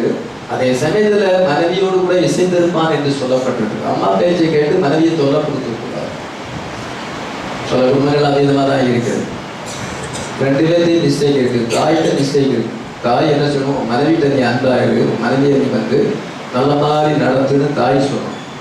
தாய் மறுபடிக்கு விரோதமாக பேசும் பொழுது நல்ல தாய் கிடையாது, பைபிள் பேட்டர்ன் கிடையாது. புருஷன் என்ன செய்யணும்னா தாய் தான் கனம் பண்ணணும், செய்ய வேண்டிய எல்லா காரியங்களையும் செய்யணும், அவங்க நேசிக்கணும். ஆனால் மனைவியோடு இசைந்திருந்து ரெண்டு பேரும் சேர்ந்து குடும்பத்தை நடத்தும். மாமனார் மாமியார் குடும்பத்தை நடத்துறது, கவனமான மனைவி குடும்பத்தை நடத்தும் பொழுது அது பைபிள் பேட்டர்னா இருக்குது. நீங்க பைபிள் பேட்டரை விட்டுட்டு உங்க சொந்த பேட்டர்ல போனா அது எப்பவுமே சீக்கிரம் தான், அது சமாதானம் இருக்க. யுனைடெட் பண்ணுகிறார். யுனைடெட் பண்ணி அவங்களை ஆளுகை செய்தார்கள். ஹல்லேலூயா. எதை ஆளுகை செய்தார்கள்? நம்முடைய சிருஷ்டிப்பை, இயற்கையை ஆளுகை செய்தார்கள். இனி நேரத்துல நம்ம அதான் செய்ய போறோம். ஆமென். ஈக்குவல். இதோ மனைவி கீழே கிடையாது, ரெண்டு பேருமே ஈக்குவல். ஹல்லேலூயா. ஈவன் ஈக்குவலா இருந்து, சமமா இருந்து, ஒருவருக்கு ஒருவர் சமமா இருந்து அந்த ஏழனை ஆளுகை செய்தார். ஹல்லேலூயா. They were co-equal with each other. அங்கே கர்த்தர் அவளை ஜாயின் பண்ணினார். A type of millennium. Hallelujah. அல்ல பிரைட் elected. இது அவள் chosen, called, blessed. இதை என்றால் ஆண்டவர் அவளை ஆசீர்வதித்தார். ஆமென். She could only be redeemed when God put Adam to sleep, bring her into expression. ஏவாளுக்கு ரொம்ப காலமா வெளிப்படவில்லை. அவள் வெளிப்பட வேண்டும் என்றால் ஆதாம் அயர்ந்த நித்திரை அடைந்தால் தான் வெளிப்பட முடியும். அதே போல நம்ம கிறிஸ்துக்குள் இருந்தோம், நம்ம வெளிப்படல. அவர் கலிலேயா கடற்கரை ஓரமாக நடக்கும் பொழுது நம்ம அவருக்குள் இருந்தோம். எத்தனை விஷயம் ஏதோ அவர் என்ன செய்யறார், உலகத்திலே அவர் 33 வருஷமா ஜீவிக்கும் பொழுது நம்ம இயேசு கிறிஸ்துக்குள் இருந்தோம். ஹல்லேலூயா. கல்வாரியில மரித்த பின்பு நம்ம இன்னைக்கு வெளிப்பட்டிருக்கிறோம். ஹல்லேலூயா. பசுத்தாவி ஊற்றப்படும் பொழுது சர்ச்சை அந்த இன்னாகிரேட் பண்ணப்பட்டது மேலறையிலே. இதை பெந்தெகோஸ்து நாளிலே சபை உருவானது. இன்னைக்கு சபையானது வளர்ந்து வளர்ந்து பெர்ஃபெக்ஷன் அடைந்திருக்கிறது. ஹல்லேலூயா. டினாமினேஷன் வேர்ல்டாக உலகம் அதிக உலகத்துல போயிருக்குது. பெந்தெகோஸ்து நம்ம நாகரிகமா இருக்கிறார். டைட் ட்ரெஸ் போடலாம் அவங்க தான். இதை அரைக்கால் சட்டையை போட்டு கொண்டிருக்கிறாங்க. இவங்கெல்லாம் மனவாட்டியா இயேசு கிறிஸ்து சந்திக்க முடியுமா? ஷார்ட் போட்டுக்கொண்டு இயேசு கிறிஸ்து சந்திக்க முடியுமா? ஆண்டவர் அவங்களை அங்கீகரிப்பார். அந்த சாபன மனவாட்டி ஆண்டவர் அங்கீகரிப்பார். அதே போல பையன்கள் என்ன இப்போ மாடர்ன் ட்ரெஸ் என்னன்னா ஷர்ட்டையை கட்டையா தைக்குது. நல்ல நீளமா தைச்சாங்க ஷர்ட்டை, கட்டையா தைச்சது. அது சரிப்படுமா? சர்ச்சைக்கு சரிப்படாது. நீங்க எப்படின்னா முழங்கால் போடுறதுலாம் பின்னால் சட்டை தூக்கிக்கணும். பின்னால் பார்க்கறதுக்கு தெரியாது, நல்லதா இருக்காது. அதனால இங்க இருக்கிற சகோதரர்கள் நீளமான சட்டையை போடும். வாலிப சகோதரர் நீளமான சட்டையை போடும். இப்போ ஃபேஷன் சட்டையை ஷார்ட்டா தைக்கிறது. அது கொஞ்சம் உடனே மேல தூக்கி அந்த மாதிரிலாம் ட்ரெஸ் போடக்கூடாது. இதோ ஆண்டவர் மனவாட்டியை தெரிந்து கொண்டார். இன்னைக்கு சோபன மனவாட்டி வித்தியாசமாக இருக்கிறது. நம்ம இன்னைக்கு மறுபடியும் பிறந்திருக்கிறோம். Hallelujah. It's a uniting time. Hallelujah. அவன் எவ்வளவு இணைக்கப்பட்டு இது அவள் மிலினத்துக்கு வந்தார். இன்னைக்கு கடைசி காலத்துல சோபனைகள் ரொம்ப வித்தியாசமா போய் கொண்டிருக்கிறது. மேல மேல அது உலகமாயி மாறிக்கொண்டே இருக்கிறது. மேல மேல அந்த மாடர்ன் ஸ்டைல்ல இருக்கும் பொழுது நம்ம கரைதரை இல்லாத கற்புள்ள கன்னியாக மாறிக்கொண்டிருக்கிறோம். எத்தனை பேர் விசுவாசம்? ஏன்னா இதெல்லாம் நம்மளை குறித்து ப்ராபஸி எழுதப்பட்டிருக்கிறது. தேவன் தம்முடைய சபையை தம்முடைய திருவசனமாகிய தண்ணீர் நான் சுத்திகரித்து கரைதரை முதலாளிகள் ஒன்றும் இல்லாமல் பசுத்தமும் பிழையற்றதும் மகிமையுள்ள சபையாக தமக்கும் பலன் நிறுத்திக் கொள்வதற்காக அதற்காக தம்மை தாமே ஒப்புக் கொடுத்தார். 5:26-27. அவர் இந்த கடைசி காலத்தில் கரைதரை இல்லாத ஒரு சபை இருக்கிறது. ஒரு இருந்தால் மகிமையுள்ள ஒரு சபை, glorious church ஆண்டவர் கொண்டு வந்திருக்கிறார். ஹல்லேலூயா. அதான் செகண்ட் ஈவ். ஹல்லேலூயா. இந்த செகண்ட் ஈவ் வஞ்சிக்கப்பட மாட்டார். ஆமென். ஏனென்றால் சாத்தானுடைய மாயமாலங்கள் நமக்கு வெளிப்படுத்தப்பட்டிருக்கிறது. நமக்கு fullness of word வந்திருக்கும் பொழுது இது வார்த்தையா வார்த்தை இல்லையா என்று நம்ம அதை நிதானித்துக் கொள்ள முடியும். ஆமென். இதுதான் first bride, the mystery of the first bride. இப்பொழுது செகண்ட் பிரைடு வரவே. செகண்ட் பிரைடு வந்து ஆதியாகமம் 12ஆம் அதிகாரம் 9-10 வாசிக்கலாம். ஆதியாகமம் 12:9. அவர்கள் அவனை நோக்கி, உன் மனைவி சாராள் எங்கே என்றார்கள். அதோ கூடாரத்தில் இருக்கிறார் என்றான். அப்பொழுது அவர், ஒரு உற்பவகால திட்டத்தில் நிச்சயமாக உன்னிடத்திற்கு திரும்ப வருவேன். அப்பொழுது உன் மனைவியாகிய சாராளுக்கு ஒரு குமாரன் இருப்பான் என்றார். சாராள் அவருக்கு பின்புறமாய் கூடார வாசலில் இதை கேட்டுக் கொண்டிருந்தார். இந்த சாராளை குறித்து நமக்கு வாசிக்கிறோம். உன் மனைவியாகிய சாராள் எங்கே என்றார்கள். அதோ கூடாரத்தில் இருக்கிறாள் என்றார். அப்பொழுது கர்த்தர் என்ன சொல்லுகிறார் என்றால், ஒரு உற்பவ காலத்திட்டத்தில் நிச்சயமாக உன்னிடத்தில் திரும்ப வருவேன். அப்பொழுது மனைவியாகிய சாராளுக்கு ஒரு குமாரன் இருப்பான் என்றார். இந்த ஏப்ரஹாம் அண்ட் சாரா, இத ஏப்ரஹாம் அண்ட் சாரா வந்து செகண்ட் பிரைட், இரண்டாவது மணவாட்டி. ஆதியாகமத்தில் வந்து Adam to Joseph, the mystery of Adam, from Adam to Joseph. முதலாவது ஆடம் அண்ட் ஈவ், இரண்டாவது ஏப்ரஹாம் அண்ட் சாரா. இந்த Abraham and Sarah second bride, அதுல என்ன மிஸ்ட்ரி இருக்குது? ஒன்று கொஞ்சம் டிஃப்ரெண்டா இருக்கு. ஆடம் ஏவ் வந்து ஒரு பெர்ஃபெக்ட் பிரைடா இருக்கிறார். ஆடம் வந்து பெர்ஃபெக்ட் கிரைஸ்ட் அடையாளமாக இருக்கிறார். அதே போல இங்கே பார்க்கும் பொழுது, இது சாராவை குறித்து பார்க்கும் பொழுது, இந்த ஆபிரகாம் சாராள் எப்பொழுது வாழ்ந்தார்கள் என்றால் சோதோமின் நாட்களிலே வாழ்ந்தார்கள். இங்க ஹீப்ரோன்ல இருக்கிறாங்க, ஆனா இன்னொரு பக்கத்துல சோடோம் இருக்குது. சோதோம் குமாராவில் பேலியாளின் மக்கள் வாழ்ந்தார்கள். இன்னைக்கு அந்த பேலியாளின் மக்கள் உலகம் எங்கே இருக்கிறார்கள். ஹோமோசெக்சுவல் பீப்புள், அருவருப்பான ஜனங்கள் உலகம் முழுசும் பதறி இருக்கிறார்கள். பகல்ல வந்து ட்ரெயின்ல போக முடியாது, நைட்லனா ட்ரெயின்ல போயிடலாம். நானும் என் மனைவி என்னுடைய மகனும் பாம்பேக்கு பகல்ல போனோம். 12 மணி நேரம் அது பகல்ல போகுது, 12 மணி நேரம் ராத்திரி போகுது. பகல்ல வந்து ஒரே தொல்லை. அதனால கேலி நந்தி தெரிஞ்சுட்டா, நான் வந்து அடுத்த முறை போக சொல்ல வந்து ட்ரெயின்ல வர மாட்டேன், நான் ட்ரெயின்ல போயிட்டேன். ஏன்னா அது வந்து என்னன்னா, இந்த விதமான மக்கள் தான் இருக்கிறாங்க, பல விதமான மக்கள் இருக்கிறாங்க. அதை சொல்றதுக்கு நமக்கு இல்லை, பேப்பர்ல நம்ம அதான் வாசிக்கிறோம். இன்னைக்கு உலகம் அப்படி மாறி இருக்கு. ஆணும் பெண்ணுன்னு கூட இல்லை, அது வேற மாதிரிலாம் இருக்குது. அதான் சோதம் குமார். சோதம் குமார் அன்னைக்கு இருந்துச்சு, இன்னைக்கு அதை விட அதிக சோதம் குமாரா இருக்கு. தொல்லை சகிக்க முடியாது. அவங்க பாருங்க, டே லைக் சோதம். அவங்க வந்து என்ன சோதோமின் நாட்களிலே ஜீவித்தார்கள். இன்னைக்கு தானே சோதோமின் நாட்களிலே ஜீவித்துக் கொண்டிருக்கோம். ஹல்லேலூயா. உலகமே சோதம், வேதனை நிறைந்தது, ஜனங்களுடைய ஆக்டிவிட்டிஸ் ரொம்ப மோசம். இந்த நேரத்தில் தான் சன் ஆஃப் மேன் மினிஸ்ட்ரி வந்தது. ஆடம் அண்ட் அந்த ஆபிரகாம் அண்ட் சாராக்கு சன் ஆஃப் மேன் மினிஸ்ட்ரி வந்தது. ஆமென். 12ஆம் அதிகாரத்தில் தேவன் ஒரு மனுஷனாக, தற்காலிகமாக ஒரு மனுஷனாக வந்தார். ஹல்லேலூயா. அவருடைய கூடாரத்தினால் அவன் ஆகாரத்தை புசிக்கிறார். அவருடைய ட்ரெஸ் எல்லாம் டேட்டியா இருக்கிறது, பாதம்லாம் டேட்டியா இருக்குது. நீங்க கொஞ்சம் இழப்பாருங்க, தள்ளி தார காலை கழுவுங்க, நீங்க இழப்பாரி கொண்டு ஆகாரத்தை கொண்டு வருகிறேன். இதோ சாராள் கூடாரத்துக்குள்ள வந்து ஆகாரத்தை ரெடி பண்ணுகிறார். ஆகாரத்தை புசித்தார்கள். Son of man, hallelujah. Son of man ministry 3 தடவை வந்து உங்களுக்கு தெரியும். முதலாவது ஆபிரகாமுக்கு அது வந்தது, இரண்டாவது யூதர்களுக்கு வந்தது, ஆபிரகாமின் சந்ததிக்கு வந்தது. இயேசு கிறிஸ்து தேவன் மாம்சத்துல வந்தபொழுது சன் ஆஃப் மேன் மினிஸ்ட்ரி. இன்னைக்கு மறுபடியும் சன் ஆஃப் மேன் மினிஸ்ட்ரி வந்திருக்கிறது. ஹல்லேலூயா. அது சன் ஆஃப் மேன் கிடையாது, அவர் revealing the son of man. son of man வெளிப்படுத்துகிறார். ஹல்லேலூயா. yes son of man revealing the son of man. அந்த மனுஷகுமாரனை இந்த மனுஷகுமாரன் வெளிப்படுத்துகிறார். நீங்க எல்லாருமே மனுஷகுமாரன் குமார்த்திகள் தான். the son of man அது Jesus Christ. Hallelujah. the son yes son of man. ஆனா yes son of man revealing the son of man. ஹல்லேலூயா. அதனால சோதோமின் நாட்களை வந்திருக்கிறோம். மறுபடியும் மனுஷகுமாரனுடைய ஊழியம் ஒரு மனுஷன் மூலமாக வந்திருக்கிறது. ஹல்லேலூயா. அவர் மனுஷகுமாரன் அல்ல, மனுஷகுமாரன் கர்த்தராகிய இயேசு கிறிஸ்து. The son of man is Christ. ஹல்லேலூயா.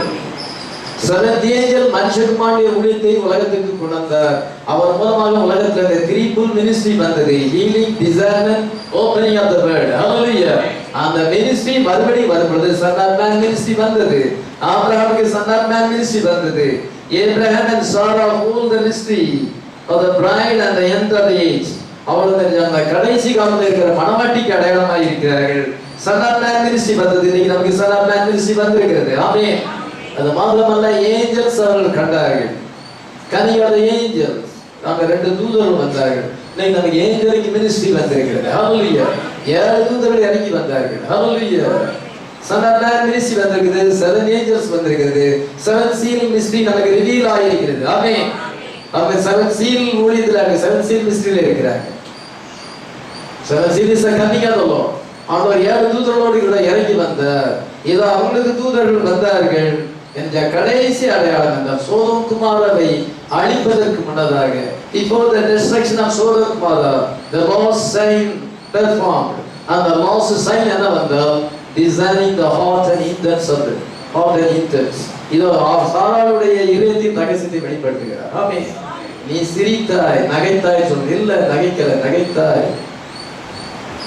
ஒரு பிராண உற்பத்தி காலத்திலே உனக்கு ஒரு குமாரன் இருப்பான் என்று சொல்லும்போது, இன்னொரு 9 monthsக்குள்ள உனக்கு ஒரு குமாரன் இருப்பான் என்று அங்கே சொல்லும் பொழுது, அந்த பிராண உற்பத்தி திட்டத்திலே அவள் அறிஞ்சான, நான் வயசாகி விட்டதே, நான் எனக்கு எப்படி குழந்தை பிறகு மனசுக்குள்ளதான் சிரித்தாள். அவளை மனதுக்குள் நகைத்தாள், சத்தம் போட்டு ஆகாக சிரிக்கிறார். அதனால கர்த்தருடைய தூதனால புது விதமாக இருக்குது. சாராள் நகைத்தாய் என்று சொல்கிறார். அவருடைய இதயத்தின் ரகசியத்தை வெளிப்படுத்து. ஒரு குமாரன் பிறப்ப போகிறார் என்று சொல்லுவது அந்த டிசைன்மென்ட் ஊழியம் வந்தது. சோதோம் குமாரன் அழிவதற்கு முன்னதாக கர்த்தர் அந்த டிசைன்மென்ட்டை கொண்டு வருகிறார். that is the last sign. ஹல்லேலூயா. கடைசி அடையாளம். தீர்க்கதரிசி மூலமாக கர்த்தர் ஒருத்தர் உங்களுக்கு என்ன வியாதி இருந்தது, அந்த டாக்டர் என்ன சொன்னார், நீ எங்க போனா, எல்லாத்தையுமே கரெக்டா சொல்லும் பொழுது அதுதான் டிசைன்மென்ட். இந்த டிசைன்மென்ட் மற்ற தூதர்களுக்கு இருந்ததா? இல்ல, அவளுக்கு இருந்தது. அதை நின்று அதுதான் கடைசி அடையாளம், லாஸ்ட் சைன். அப்பொழுது அது மாதிரி என்ன ஏற்படுது, சாராளுடைய சரீரம் பாடி சேஞ்ச் வந்தது. ஹல்லேலூயா. சாராளுக்கு பாடி சேஞ்ச் வந்தது, நமக்கு பாடி சேஞ்ச் வரப்போகுது. ஹல்லேலூயா. அந்த மிஸ்ட்ரி ஆஃப் செகண்ட் பிரைட் என்ன, சோடோம் டேஸ்ல சன் ஆஃப் மேன் மினிஸ்ட்ரி வந்தது, டிசைன்மென்ட் வந்தது, பாடி சேஞ்ச் வந்தது, ப்ராமிசன் வந்தார். ஹல்லேலூயா. அவங்களுக்கு வாக்குத்தத்தம் பண்ணப்பட்ட குமாரன் ஐசக், நமக்கு வாக்குத்தத்தம் பண்ணப்பட்ட குமாரன் கர்த்தராகிய இயேசு கிறிஸ்து. ஹல்லேலூயா. பாருங்க, அந்த மிஸ்ட்ரி அங்கே இருக்கு. இதுதான் 7 முத்திரைகள் திறக்கப்பட்ட ரகசியம். 7 முத்திரை அந்த 7 seal புக்கை பத்திரமா வச்சுக்கிட்டு அதையே படிக்கிறது இல்லை. அதை படிச்சா இது ரீதியில அதையே படிச்சு பைபிளை தூக்கி வச்சிருக்கு. மன்னார்பேட்டையில் ஒரு சபையில அப்படிதான் பைபிளை வச்சிட வேண்டியதான். இது தெரியாம அதே எப்படி தெரிய போகுது, அது தெரிஞ்சு அது இங்கே கொண்டு வருங்க. அவங்க வழி நடத்துறவங்க அந்த மாதிரி வழி நடத்துறாங்க. complete mistake. Revelation of Jesus Christ இல்ல, Holy Ghost anointing இல்ல. லோத்தி நாட்களில் நடந்தது போலவே மனுஷகுமாரன் வெளிப்படும் நாட்களில் நடக்கும். லூக்கா 17:28-30 வாசிக்கலாம். லோத்தினுடைய நாட்களில் நடந்தது போலவும் நடக்கும். ஜனங்கள் புசித்தார்கள், குடித்தார்கள், கொண்டார்கள், விற்றார்கள், நட்டார்கள், கட்டினார்கள். லோத்து சோதோமை விட்டு புறப்பட்ட நாளிலே வானத்திலிருந்து அக்கினியும் கந்தகமும் வருஷித்து எல்லாரையும் அழித்து போட்டது. மனுஷகுமாரன் வெளிப்படும் நாளிலும் அப்படியே மனுஷகுமாரன் வெளிப்படும் நாளில் நடக்கும். இப்பொழுது சன் ஆஃப் மேன் ரிவீல்ட். ஹல்லேலூயா. மனுஷகுமாரன் வெளிப்படும் நாளிலே நாம் வந்திருக்கிறோம். உலகம் இன்னைக்கு சோதோமி கண்டிஷன்ல இருக்கிறது. பேலியாளின் மக்கள் இருக்கிறார்கள். எங்க பார்த்தாலும் பேலியாளின் மக்கள். பட்டணங்களில அதிக பேலியாளின் மக்கள் இருக்கிறாங்க. உலகத்துக்கு எல்லா சிட்டிலையும் பேலியாளின் மக்கள் இருக்கிறாங்க. அவங்க வெக்கமெல்லாம் பரேடு கூட நடத்துறாங்க. எங்களுக்கு உரிமை வேணும், சம அந்தஸ்து எங்களுக்கு தர வேண்டும். உலகம் முழுசும் பரேடு நடத்துறாங்க. அது சோதம். நம்ம பார்க்கும் பொழுது அது சோதமாயிருக்கு. சோதோமின் நிலைமையை இப்பொழுது உலகம் அடையப்படுது. சன் ஆஃப் மேன் மினிஸ்ட்ரி நமக்கு வந்திருக்குது. ஜனங்கள் புசித்தார்கள், குடித்தார்கள், கொண்டார்கள், விற்றார்கள், இதை நாங்கள் கட்டினார்கள், அவர்கள் நாட்டினார்கள். இதுதான் இங்க நடந்து கொண்டே இருக்கு. சின்ன ஃபங்க்ஷன்னாலும் சரிதான், காது குத்து விழா கல்யாண மண்டபத்தை எடுத்து நடக்குது. அதை எல்லாரும் கூப்பிட்டு ரொம்ப வேற கூப்பிட்டோம்னா நம்ம கல்யாணம் கிராண்டுன்னு நினைக்கிறாங்க. ஆனால் சம்மந்தம் இல்லாத ஆட்கள் எல்லாம் கூப்பிடுறாங்க. நான் நினைப்பேன், நம்ம ஜோஸ் எல்லாரும் நடத்துவோம், ஆவிஜிவெல்லாம் நடத்துவோம். தேவையில்லாதவங்களாம் கூப்பிட்டுக்கிட்டு இப்படி சந்தேகத்தை ஏற்படுத்திக்கிட்டு சாப்பிட்றதுக்கு பின்னால் நிற்கணும், இடம் பிடிச்சிட்டோம். என்னத்துக்கு? எனக்கு பார்க்காது, எனக்கு திருப்தி இல்லை. அதனால நிறைய பேரை கூப்பிட்டாதான் நமக்கு கிராண்டுன்னு நினைக்கிறாங்க. கூப்பிட வேண்டியவங்களும் கூப்பிட வேண்டியதான். தேவையில்லாத கூப்பிட்டு பெரிய சந்தடி ஏற்படுத்தி சாப்பிட உட்கார இடம் இல்லாம காத்து கிடந்து வேர்த்து விறுவிறுத்து சாப்பிட்டதோட வீட்டிலேயே சாப்பிடலாம போல நினைக்க வேண்டியது. ஒழுங்கா அது அழகா டீசெண்டா ஆவிக்குரியபரமா நடத்துறதுக்கு அது ஆவிக்குரியவங்களுக்கே அந்த சிந்தை இல்லையே, நம்ம என்ன பண்ண முடியும்? எல்லாம் அமிதமாக இருக்கிறாங்க, எல்லாம் நம்மளா பாராட்டணும், பெரிய கூட்டம் வந்துச்சுன்னு சொல்லிட்டு அதுதான் கிராண்டுன்னு சொல்லி நினைக்கிறாங்க. சோதோமி நாட்கள் ஜனங்கள் புசிப்பது குடிப்பது தான் முக்கியத்துவம். புசித்தார்கள் குடித்தார்கள். புசிப்பது குடிப்பது மனுஷன் புசிக்காம முடியாமல் வாழ முடியாது. ஆனா இதுக்கு அது இப்போ அதிக முக்கியத்துவம். கட்டினார்கள், பழைய வீடெல்லாம் இடிச்சு போட்டு இப்ப பிளாட்ஸ் தான். எல்லாம் 2 வீடை வாங்கி பிளாட்ஸ் கட்டி அதை 10 வீடா மாத்துறது. இதை கட்டினார்கள், கொண்டார்கள், இன்னைக்கு நடந்துகிட்டே இருக்குது. சோதோமி நிலைமையை அடைந்திருக்கிறது உலகம். இன்னைக்கு சோதோமி நிலைமையை அடைந்திருக்கிறது. இது அந்த நேரத்துல தான் மனுஷகுமாரனுடைய முடிவு வந்தது. சாரா அப்பதான் இருக்கிறார். அதான் சாரா பற்றிய மிஸ்ட்ரி. அது நமக்கு ஒரு அது ஒரு மிஸ்ட்ரியா நமக்கு ரிவீல் ஆயிருக்கிறது. ஹல்லேலூயா. சாராள பற்றிய மிஸ்ட்ரி நமக்கு reveal. we are the fulfillment. Hallelujah. we are more than Sarah. ஹல்லேலூயா. அடுத்தபடியாக தேட் பிரைட் வந்து ஆதியாகமம் 24:67. ஈசாக்கு ரெபெக்காளை தன் தாய் சாராளுடைய கூடாரத்துக்கு அழைத்துக் கொண்டு போய் அவளை தனக்கு மனைவியாக்கி கொண்டு அவளை நேசித்தான். ஈசாக்கு தன் தாய்க்காக கொண்டிருந்த துக்கம் நீங்கி ஆறுதல் அடைந்தான். ஈசாக்கு ரெபெக்காளை தன் தாய் சாராளுடைய கூடாரத்துக்கு அழைத்துக் கொண்டு போய் அவளை தனக்கு மனைவியாக்கி கொண்டு அவளை நேசித்தான். பாருங்க, ரெபெக்கா தேட் பிரைட். ஆதியாகமத்துல 3வது பிரைட் ரெபெக்கா. ரெபெக்கா எப்படி நமக்கு ஒரு மிஸ்ட்ரி அவர் கொடுக்கிறார், என்ன ரகசியம் அவர் வாழ்க்கையில இருக்கு என்று நீங்க கவனிக்கும் பொழுது,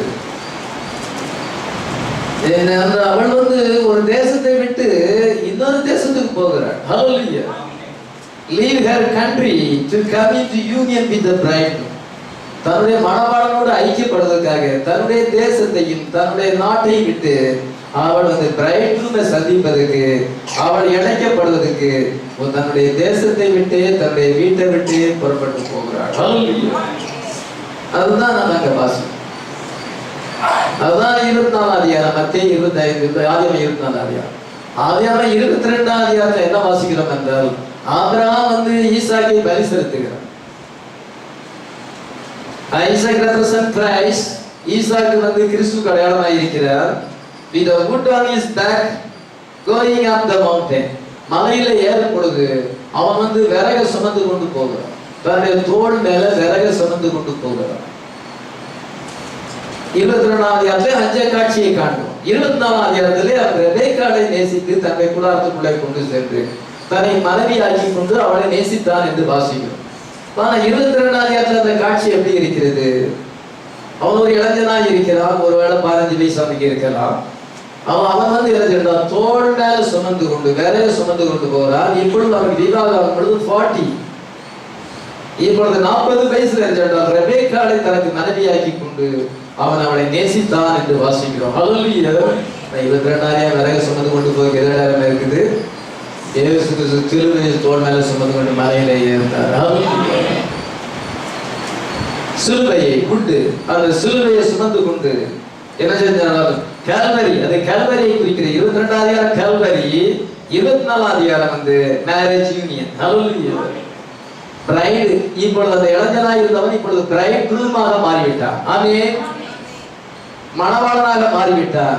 இதை ரெபெக்காள் என்ன செய்தாள் என்றால், ஈசாக்கை பற்றி கேள்விப்பட்டாள், எலியேசர் மூலமாக கேள்விப்பட்டாள். சாயங்கால வேளையில் அவன் ஒரு கேரக்டர் பிரைடா இருந்தான். நல்ல குணாதிசயம் இருந்தது. கேரக்டர்ல தான் வர முடியாது, அந்த கேரக்டர் இருந்தது. பின்பு என்ன என்றால் ரெபெக்காளுக்கும் அந்த குடும்பத்தாருக்கும் ஈசாக்கை பற்றி ஆபிரகாமை பற்றி எலியேசர் வந்து எல்லாத்தையும் விளக்கமா சொல்லும் பொழுது அவளுக்கு அன்பு வந்து விட்டது. ஹல்லேலூயா. அவள் வந்து எதிர்த்தால் அவளுடைய சின்ன ஹார்ட் வந்து பீச் ஆகிறது. எப்பொழுது நான் அவரை சந்திப்பேன், அந்த ஈசாக்கை எப்பொழுது சந்திப்பேன். எவ்வளவு நல்ல மனுஷன், எவ்வளவு அருமையான அவர் தான் நான் அவருக்கு நான் மனைவியாக மாற வேண்டும். அவருடைய ஹார்ட் பீச் ஆனது. அந்த ரெவலேஷனை கேட்க கேட்க அவள் ஈசாக்கை நேசிக்க ஆரம்பித்தாள், காணாமலே நேசிக்க ஆரம்பித்தாள். ஹல்லேலூயா. தாய்தர்மர் 10 நாள் இருக்கணும் சொல்லும் பொழுது நீ பெண்ணுடைய வாய்ப்பு கேட்கணும், நீ போறையா போகிறே, நான் சீக்கிரமா சந்திக்க வேண்டும். எத்தனை நம்ம இன்னைக்கு revelation of Jesus Christ prophet message நமக்கு வரும் பொழுது அது இயேசு கிறிஸ்துவை குறித்த வெளிப்பாடாக இருக்குது. இயேசு கிறிஸ்துவை பற்றிய மகத்துவமாக இருக்கிறது. ஹல்லேலூயா. அவர் நமக்கு என்ன செய்தார்? அவருடைய இதோ நமக்காக சிலுவை சுமந்தார், நமக்காக அவர் என்ன செஞ்சார், எப்படி தன்னை ஒப்பு கொடுத்தார். இதெல்லாம் நான் கேள்விப்படும் பொழுது இயேசுவை சந்திக்க விரும்புகிறேன். இந்த ஜென்ம தேசத்துல வாழ விரும்பல, இந்த சென்னை பட்டணத்திலே இந்த உலகத்திலே வாழ விருப்பம் இல்லை. எத்தனை பேர் விருப்பம் இல்லை? இயேசுவை எப்பொழுது சொல்லு. எல்லாரும் அன்பு இருக்குது, மனைவி அன்பு இருக்கு, பிள்ளைகள் நேசிக்கிறாங்க, விசுவாசிகள் நேசிக்கிறாங்க, நம்ம சுற்றி இருக்கிறவங்க நேசிக்கிறாங்க, ஆபீஸ்ல இருக்கிறவங்க நேசிக்கிறாங்க, ரொம்ப சந்தோஷம்தான். ஆனா எல்லார்ட்டையும் குறை இருக்கு. சில நேரங்கள் அவங்க இண்டிபெண்டாகவும் பிஹேவ் பண்ணுவாங்க. ஆமா, இயேசு கிறிஸ்து மாறார். அவருடைய அன்பு ரொம்ப விசேஷம். அந்த அன்பு தான் நம்ம நேசிக்கிறோம். உலகத்து மனுஷர்கள் நம்மளை வெறுக்கும் பொழுது நீங்க உடனே அந்த அன்பை நினைச்சுப்பாங்க. அவர் அன்பு அது மேலான. தாய்தம் கூட நம்மளை வெறுக்கலாம், ஏதோ மனைவி கூட வெறுக்கலாம், கணவன் வெறுக்கலாம். எல்லாருடைய அன்பு குறைவு. ஒரு நேரத்தில் நேசிப்பாங்க, ஒரு நேரத்தில் வித்தியாசமா பிஹேவ் பண்ணாங்க. அந்த நேரத்தில் நம்ம இயேசுவை நான் அதுதான் நினைச்சு பார்த்தேன். அவரை சந்திக்க வேண்டும், அவரோடு கூட வாழ வேண்டும். ஹல்லேலூயா. எல்லாரும் நேசிக்கலாம், சில நேரங்களில் நேசிக்கலாம். ஏதோ நானும் அப்படிதான், எல்லாரும் அப்படிதான். ஆனா இயேசுவின் அன்பு மேலானது, கம்பேர் பண்ண முடியாது. ஹல்லேலூயா. ஆனா ஐசக்குடைய ரெவலேஷனை கேட்கும் பொழுது ரெபேக்காள் அது கொஞ்ச நாள் கூட அங்க இருக்க விரும்பல, 10 நாள் கூட இருக்க விரும்பல. நான் உடனே போகிறேன். ஹல்லேலூயா. எத்தனை நமக்கு அவரை சந்திக்க விரும்புகிறோம். அவருடைய அன்பு மாறாது. ஹல்லேலூயா. அந்த அதாவது நீங்க கண்டுபிடிச்சீங்கன்னா இதை நீங்க ஒரு காலம் சோர்ந்து போக மாட்டீங்க. ஹல்லேலூயா. அது இல்லாம செய்தி செய்தி செய்தி தீர்க்கதரிசி, நாங்க தான் தீர்க்கதரிசி விசுவாசிக்கலாம். கல்வாரி சேர்ச்சியில தீர்க்கதரிசியை போதிக்கிறது இல்லை. நாங்க தான் நம்ம இயேசுவை நேசிக்கிறோம். எத்தனை பேர் இயேசுவை நேசிக்கிறோம்? அகப்பே லவ், டிவைன் லவ் இருக்கு, கேப்ஸ்டோன் லவ் நமக்கு இருக்குது. ஹல்லேலூயா.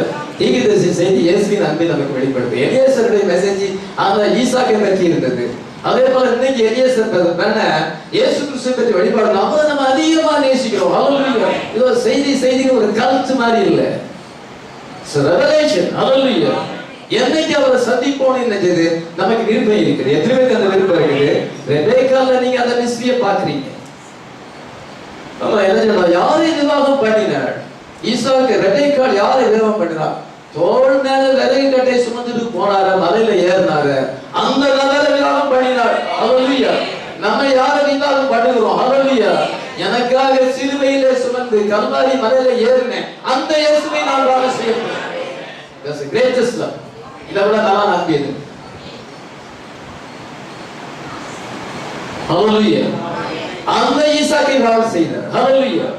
இப்படி ஒரு மனுஷன், ஒரு பையன் இப்படி ஒப்பு கொடுப்பாராம். தகப்பனை விறகு கட்டையை சுமந்து கொண்டு தூக்கிட்டு போயிட்டு கிடத்தும் பொழுது இன்னும் என்ன செய்யறாங்க, கத்தி வச்சு குத்தும் பொழுது அப்படியே ஒப்பு கொடுத்தாரா. எப்போ அந்த ஈசாக்கு எப்போ அந்த ரெபேக்காள் அதை கேட்ட உடனே அவளுக்கு அன்பு பொங்கி விட்டது. இயேசு எதற்காக? இதாவே என் சித்தத்தின்படி அல்ல, உம்முடைய சித்தத்தின்படி ஆறு கடந்து கெத்செமனேல ஒப்பு கொடுத்தாரு. இதை சிலுவையில ஒப்பு கொடுத்தா அது எவ்வளவு பெரிய அன்பு. நான் அவரை தான் வாழ செய்ய போகிறேன், அவரோடு கூட வாழ போகிறேன். இந்த கண்ட்ரியை விட்டுவிட்டு, இந்த பாபிலோனை விட்டுவிட்டு நான் அங்க அந்த பட்டணத்துக்கு போக இருக்கிறேன். அவருடைய கூடாரத்துக்குள் பிரவேசிக்க வேண்டும். எத்தனை விசுவாசம்? இவருடைய காரியம் விசேஷம் தான். அந்த அன்பை கேட்ட உடனே வந்தார். இதோ அந்த ஈசாக்கும் விசேஷம் தான். என் பிரைடுக்கு அவ்விதமான அன்பை தருகிறார். தேவ பரிசுத்த ஆவியினாலே அந்த அன்பு நம்முடைய உள்ளத்திலே ஊற்றப்பட்டிருக்கிறது. ஆமென். நீங்க வாசிக்கும் பொழுது அடுத்தபடியாக மணவாட்டியை குறித்து நம்ம பைபிள்ல வாசிக்கும் பொழுது ஆதியாகமம் 29ஆம் அதிகாரம் 9 வாசிக்கலாம்.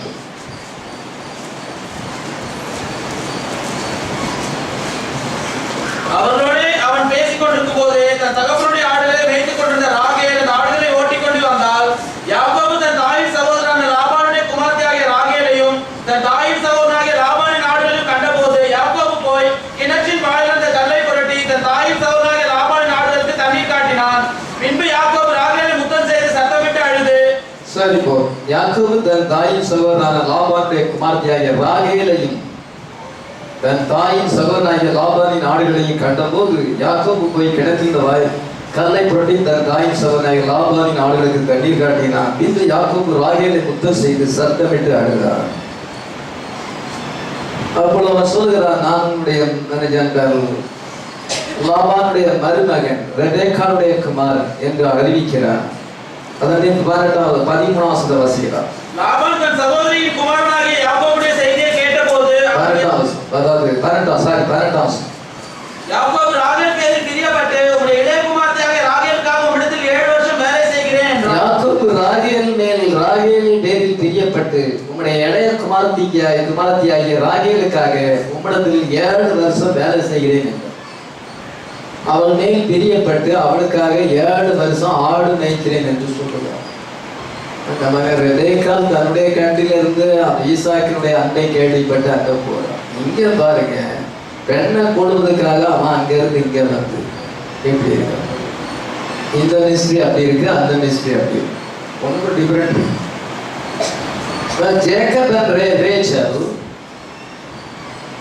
is the 4th bride in the book of Genesis. இங்க bridegroom Jacob left his father country, தன்னுடைய பிதாவின் வீட்டை விட்டுவிட்டு, தன்னுடைய தகப்பனாரை விட்டுவிட்டு எதற்காக இங்கே வருகிறான்? லாபானுடைய வீட்டுக்கு ஏன் வருகிறான்? லாபான் இருக்கிற மெசொப்பொத்தாமியாவுக்கு ஏன் வருகிறான் என்றால், to the another country to find a wife. Hallelujah. ஒரு மனைவியை கண்டுபிடிப்பதற்காக. என்ன பாஸ்டர் அதுக்காக வந்தா? அண்ணனுக்கு பயந்து போய் தான் வந்தான்னு நீங்க சொல்லலாம். காயின் அந்த ஏசா கொண்டு போடுவான்னு சொல்லி பயந்து தான் வந்தாதான் நம்ம அப்படிதான் நினைக்கிறோம். ஆனா வார்த்தையை வாசித்து பார்த்தீங்கன்னா அப்படி இல்லை, மெயின் காரணங்க அப்படிதான் இருக்கு. அவன் மனைவியை கண்டுபிடிக்க தான் வந்தான். அது 28:1-2 வாசிங்க. ஈசாக்கு யாக்கோபை அழைத்து அவனை ஆசீர்வதித்து, நீ கானானியருடைய குமாரத்திகளில் பெண் கொள்ளாமல் எழுந்து புறப்பட்டு பதான் அராமில் இருக்கிற உன் தாயினுடைய தகப்பனாகிய பெத்துவேலுடைய வீட்டுக்கு போய் அவ்விடத்தில் உன் தாயின் சகோதரனாகிய லாபானின் குமாரத்திகளுக்குள் பெண் கொள் என்று அவன் கட்டளையிட்டான். ஈசாக்கு சொன்னான், தகப்பனார் ஆசீர்வதிச்சு அனுப்புறாரு. நீ இங்க கானானிய பெண்களுக்கு ஏசா அப்படி செஞ்சிருக்கான், எங்களுக்கு மன வேதனையா இருக்கு, அந்த பெண்களுடைய பழக்க வழக்கம் சரியில்லை, நம்ம எவரே கொடுப்போம், ஒன்றோட பிரியப்படுறோம், விக்கிரகாரர்கள் அந்த இதை தான் உள்ள கொண்டு வந்திருக்கிறாங்க. அது எனக்கு ரொம்ப வேதனையா இருக்கு, அம்மாவுக்கும் அப்பாவுக்கும் வேதனையா இருக்கு, நீங்க கல்யாணம் மேரேஜ் பண்ணாரு. ஓ, லாபானுடைய வீட்டுக்கு போய் அவனுடைய குமார்த்திகள் ஒன்றை விவாகம் பண்ணி சொல்லியிருக்கிறார். அந்த find a wife. Hallelujah. அண்ணனுக்கு பயந்து வந்தாங்க, அங்கே பைபிள்ல இது அப்படின்னு சென்றார். அது முக்கியமான காரியம் இல்லை. நீ போய் அங்க ஒரு மனைவியை நீ கண்டுபிடி, லாபானுடைய குமார்த்திகளில் ஒருத்தே நீ விவாகம் பண்ணு. இந்த பெண்களை வாரம் செய்ய இவங்களுடைய பழக்க வழக்கங்கள் சரியில்லை. இவங்க மாடர்ன் கேர்ள்ஸா இருக்கிறாங்க, அவிஸ்வாசிகளாக உலக உல்லாச பிரியர்களா இருக்கிறார்கள். தேவ பயம் இல்லை. இந்த பிள்ளைகளால எனக்கு வேதனையா இருக்கு, இந்த மருமகளால் அங்க போ. அல்லேலூயா. அதனால எதுக்காக இங்க வருகிறான்? தன்னுடைய தகப்பன் வீட்டை விட்டு, ஃபாதர்ஸ் ஹவுஸை விட்டுட்டு அந்நிய தேசத்துக்கு வருகிறார். To find a wife. அல்லேலூயா. அந்த வைஃபுக்காக 7 வருஷம் நான் ஆடு மேய்க்கிறேன்னு வேற சொல்றான். ராகேலை பார்த்த உடனே அப்பொழுதே அவனுக்கு அன்பு வந்து விட்டது. அந்த ஃபர்ஸ்ட் சைட் அவனுக்கு அங்க அன்பு உண்டாகிவிட்டது. அவள் மேல் அவனுக்கு பிரியம் ஏற்பட்டது. அவளை விவாதம் பண்ண வேண்டும் என்று சொல்லி அவன் நினைக்கும் பொழுது, என்ன நான் என்ன உனக்கு என்ன கூலி தர வேண்டும்? உங்களுடைய இளைய மகளுக்காக ரேச்சலுக்காக 7 years நான் ஆடு மேய்க்கிறேன்னு சொல்லுகிறேன். He toiled and labored for 7 years. அவன் கஷ்டப்பட்டு வேலை செய்தான். 7 எதுக்காக? ராகேலை விவாகம் செய்வதற்காக. ரேச்சல் என் பிரைடு கல்யாணமா இருக்கிறார். ஆண்டவர் நம்மை பார்த்த உடனே நான் மேல பிரியப்பட்டார். ஃபாதர்ஸ் ஹவுஸ் விட்டு வந்துட்டார். பரலோகத்தை விட்டு இறங்கி வந்து விட்டார். இந்த உலகத்துக்கு இறங்கி வந்து விட்டார். ஏன்னா find a bride. Rachel N bride, glorious bride. Hallelujah. அந்த பிரைடை விவாகம் செய்வதற்காக ஃபாதர்ஸ் ஹவுஸ், என் பிதா அவருடைய பிதாவின் வீட்டை விட்டு பரலோகத்தை விட்டு இறங்கி இந்த பூமிக்கு வந்து எரிஞ்சால் toiled, suffered, labored. Hallelujah. ஏதோ இவன் இரவில பனியிலையும் பகலில் வெயிலையும் ஆடு மேய்ச்சான். கர்த்தராகிய இயேசு கிறிஸ்து உலகத்துல எவ்வளவு பாடுபட்டார். கல்வாரியிலே கடைசியாக எவ்வளவு பாடுபட்டார். உலகத்துல 33 வருஷமாக எவ்வளவு பாடுபட்டார்.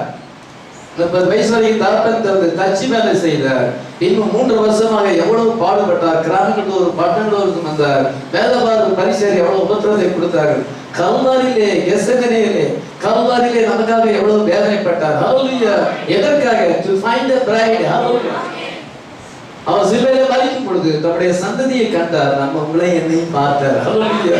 நீங்கள் அவரை நேசிக்கிறதையும் அவருடைய வார்த்தையை ஏற்றுக்கொள்ளுங்க பார்த்தார். ஹல்லேலூயா. ஏசாயா 53:10 வாசிக்கிறோம். அவர் தன் ஆத்மாவை குற்றத்திற்கான பலியாக ஒப்புக் கொடுக்கும் பொழுது தன்னுடைய சந்ததியை கண்டு நீடுடியாய் வாழ்ந்திருப்பார் என்று சொல்லப்படுகிறது. 7 churches பிரைட பார்க்கிறார். ஹalleluya. 7 years வேலை செஞ்சாங்க. 7 churches. ஹalleluya. அவர் 7 churches ஆக கிரியை செய்து இந்த கடைசி காலத்துல ரேச்சலை கண்டுபிடித்திருக்கிறார். எத்தனை விசுவாசம்? Let the father house suffered and toiled to find his bride. நமக்காக எவ்வளவு அவரை நம்மளை எவ்வளவு அதிகமாக நேசித்திருக்கார். எத்தனை பேர் நம்ம இயேசுவை நேசிக்கிறோம்?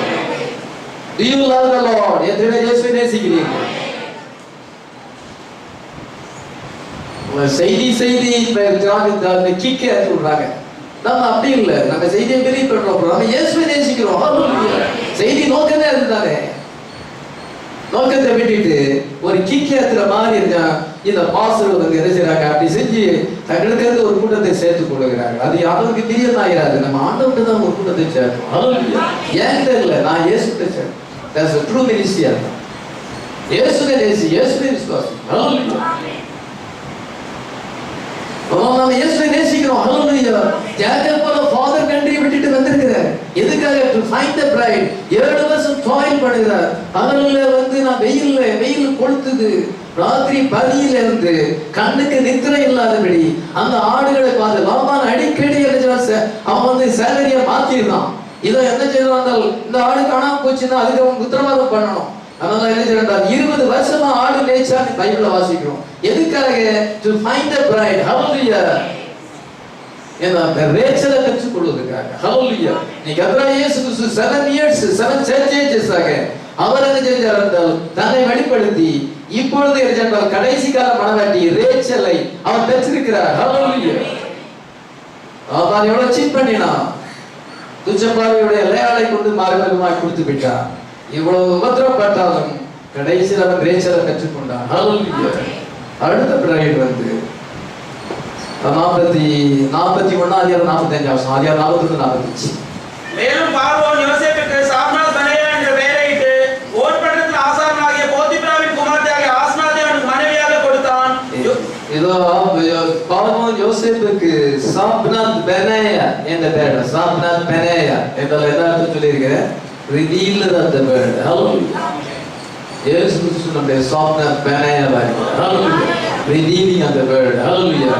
முத்திரைகளை திறந்து வெளிப்படுத்தி கொண்டே இருக்கிறார். இந்த வேதத்தில் மறந்திருக்கிற ரகசியங்கள் இன்னைக்கு ஜெனிசிஸ்ல இருக்க பிரைட வந்து நமக்கு அவர் ரிவீல் பண்ணுகிறார். ஹalleluya.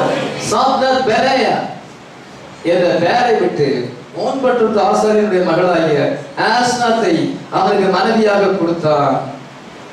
பாருங்க, ஆஸ்நாத் வந்து தித்து பிரைட். ஜோசப் அண்ட் ஆஸ்நாத் நம்ம வாசிப்போம். இதுல என்ன மிஸ்டரி இருக்கு? இவனுடைய காலம் வந்து குளோபல் எக்கனாமிக் டிப்ரெஷன் அல்லது குளோபல் எக்கனாமிக் ரிசெஷன். யோசிப்பு காலத்துல பஞ்ச காலம் ஏற்பட்டது. அதே போல இன்னைக்கு எக்கனாமிக் டிப்ரெஷன். நல்லாதான் மழை பெய்ஞ்சிச்சு, ஆனால் ஏரி எதுவும் நிறையலை. கவர்மெண்ட் வந்து அதை ஏரியை தண்ணி கொண்டு வந்து செய்யலை. எந்த குளங்களையும் எந்த ஏரிகளையும் சீர்படுத்தலை. கவர்மெண்ட் வந்து ரொம்ப மோசமாக போச்சு. மழை பெஞ்சா கூட தண்ணி இருக்காது, அது ஓடிடும். இந்த மாதிரி கவர்மெண்ட் தமிழ்நாட்டில் இருக்கு. அதனால பாருங்க, மழை பெய்யலைன்னா மழை பெஞ்சாலும் இந்த தண்ணியை சரியா பராமரிக்க தெரியாது. கவர்மெண்ட் வந்து அதை மக்களுக்கு இருந்து எதையும் செய்யணும்னு தெரியாது. அவங்களுக்கு ஓட்டு தரணும், ஆளுங்க ஆட்சி பிடிக்கணும். எல்லா பொலிட்டீஷியனுக்கும் அதுதான். பொலிட்டிக்கல் பீப்புள் வந்து அப்படிதான் இருக்கிறாங்க. அதனால விதமான அதனால பஞ்சம் ஏற்படும். நீங்க அமெரிக்கா எகிப்துல பஞ்சம் ஏற்பட்டது. உலகமெங்கிலும் குளோபல் எக்கனாமிக் டிப்ரெஷன். இதாங்க அவர் பொருளாதார வீழ்ச்சி அடைந்து அந்த நேரத்தில் தான் யோசிப்பாங்க எகிப்துக்கு வருகிறார். ஹalleluya. எகிப்திலே அவன் அதிபதியாக மாறினான். இன்னைக்கு நம்ம வந்து விதமான குளோபல் எக்கனாமிக் டிப்ரெஷன்ல நம்ம இருக்கிறோம். பஞ்சம், பசி, சாவு, துஷ்டமிரைகள், கொள்ளை நோய்கள், இப்பொழுது தீவிரவாதங்கள், எல்லா விதமான மோசமான ஒரு காலத்துல நம்ம ஜீவிக்கிறோம். Joseph got married during the time of global economic depression. யோசேப்பு வந்து இயேசு கிறிஸ்துக்கு பரிபூர்ண அடையாளமாக இருக்கிறார். இயேசு கிறிஸ்து 30 வெள்ளிக்காசுக்கு அங்கே யோதாஸ் காட்டி கொடுத்தார். யோசேப்புடைய சகோதரன் 20 வெள்ளிக்காசுக்கு பெற்றுக் கொண்டார். 20ன்னா இயேசு கிறிஸ்து காலத்துல 30 பீசஸ் ஈக்குவல் தான். தகப்பனார் வந்து யோசேப்பை நேசித்தார், சகோதரமார்கள் பகைத்தார்கள். இயேசு பிதாவுக்கு பிரியமான குமாரனாக இருந்தார். ஆனால் வேதமாறு பரிசேயரோ அவரை வெறுத்தார்கள். என்று எழுதினால் அவர் வந்து எகிப்தில விற்று போடும் பொழுது போத்திப்ராவின் மனைவி அநியாயமாக குற்றம் சாட்டினார். அதே போல இவர் தேவதூஷணம் சொன்னார் என்று வேதமாறு பரிசேயர் அநியாயமாய் குற்றம் சாட்டி பிலாத்துடைய நியாயஸ்தலத்துக்கு கொண்டு போய் நிறுத்தி அவரை சிலுவையில் அறையும் என்று சொன்னார்கள். அவர் அநியாயமாய் குற்றம் சாட்டப்பட்டு அவர் தேவன் தான், ஏதோ அவர் தேவதூஷணம் சொன்னார்னு சொல்வார். தேவதூஷணம் அல்ல, அவர் காட். ஹல்லேலூயா. நானே அவருக்கு விசுவாசியாவிட்டால் நீங்கள் பாவங்களிலே சாதீர்கள். யோவான் 8:24 வாசிக்கும். அதனால பாருங்க, அவர் வந்து தேவன் என்பதை அவள் ஏற்றுக்கொள்ளவில்லை. அவரை சிலுவையில் அறைந்தார்கள். ஜோசப் வந்து பெர்ஃபெக்ட் மேனா இருந்தா அவர் தன்னை எந்த விதத்திலும் கரைப்படுத்திக் கொள்ளவில்லை. போத்திப்ராவின் மனைவி அநியாயமாய் குற்றச்சாட்டு சிறைச்சாலையிலே இருந்தார். He was in the dungeon. பாதாள கிடங்கிலே அவனை போடப்பட்டார். இரும்பினாலே சங்கினாலே கட்டப்பட்டார். கர்த்தராகிய இயேசு நமக்காக சிலுவையிலே மரித்தார். அவர் பாதாளத்துக்கு இறங்கினார். டிஷன் சொல்ல டென்ஷன் போட்டு பாதாள சிறையில போட்டார். அதமா இயேசு கிறிஸ்து நமக்காக பாதாளத்திலே இறங்கினார். ஹல்லேலூயா. இன்று அவர் வந்து அவன் பிரிசன்ல இருந்து வெளியே வருகிறார். ஹல்லேலூயா. ராஜா அவனை வெளியே கொண்டு வருகிறார். இயேசு கிறிஸ்து உயிர்த்தெழுந்தார். ஹல்லேலூயா. பார்வோனுக்கு முன்பாக நிற்கும் பொழுது இதோ பார்வோன் என்ன செய்தார் என்றால் அவனை வந்து எகிப்து தேசத்து அனைத்துக்கும் ராஜாவாக மாற்றினார். ஹல்லேலூயா. Passover, 7 feasts இருக்குது. Passover, feast of Passover, feast of the unleavened bread, feast of first fruit, feast of Pentecost, feast of trumpet, feast of atonement, feast of tabernacle.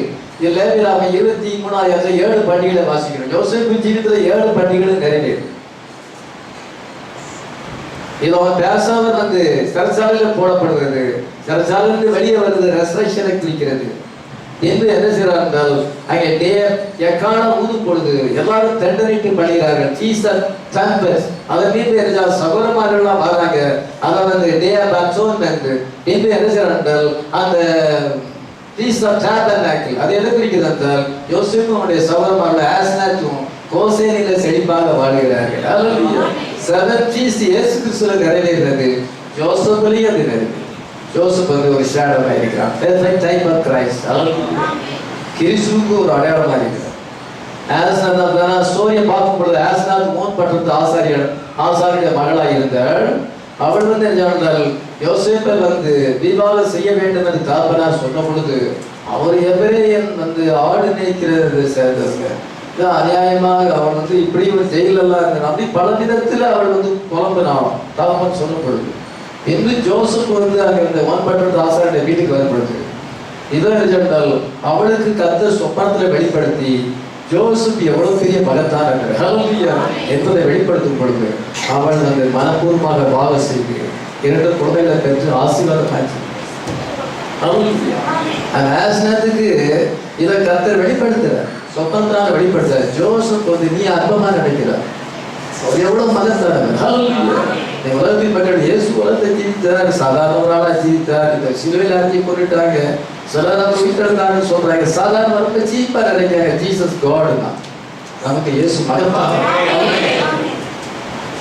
அவருக்கு யாரும் இடம் கிடையாது. 1000-10,000 பேரில் சிறந்தவர். ஆஸ்னாத் வந்து ஜோசப்பை பற்றியான வெளிப்பாடு அவளுக்கு வரும் பொழுது அவள் வந்து யோசேப்பை நேசித்தாள், யோசேப்பை விவாகம் செய்தாள்.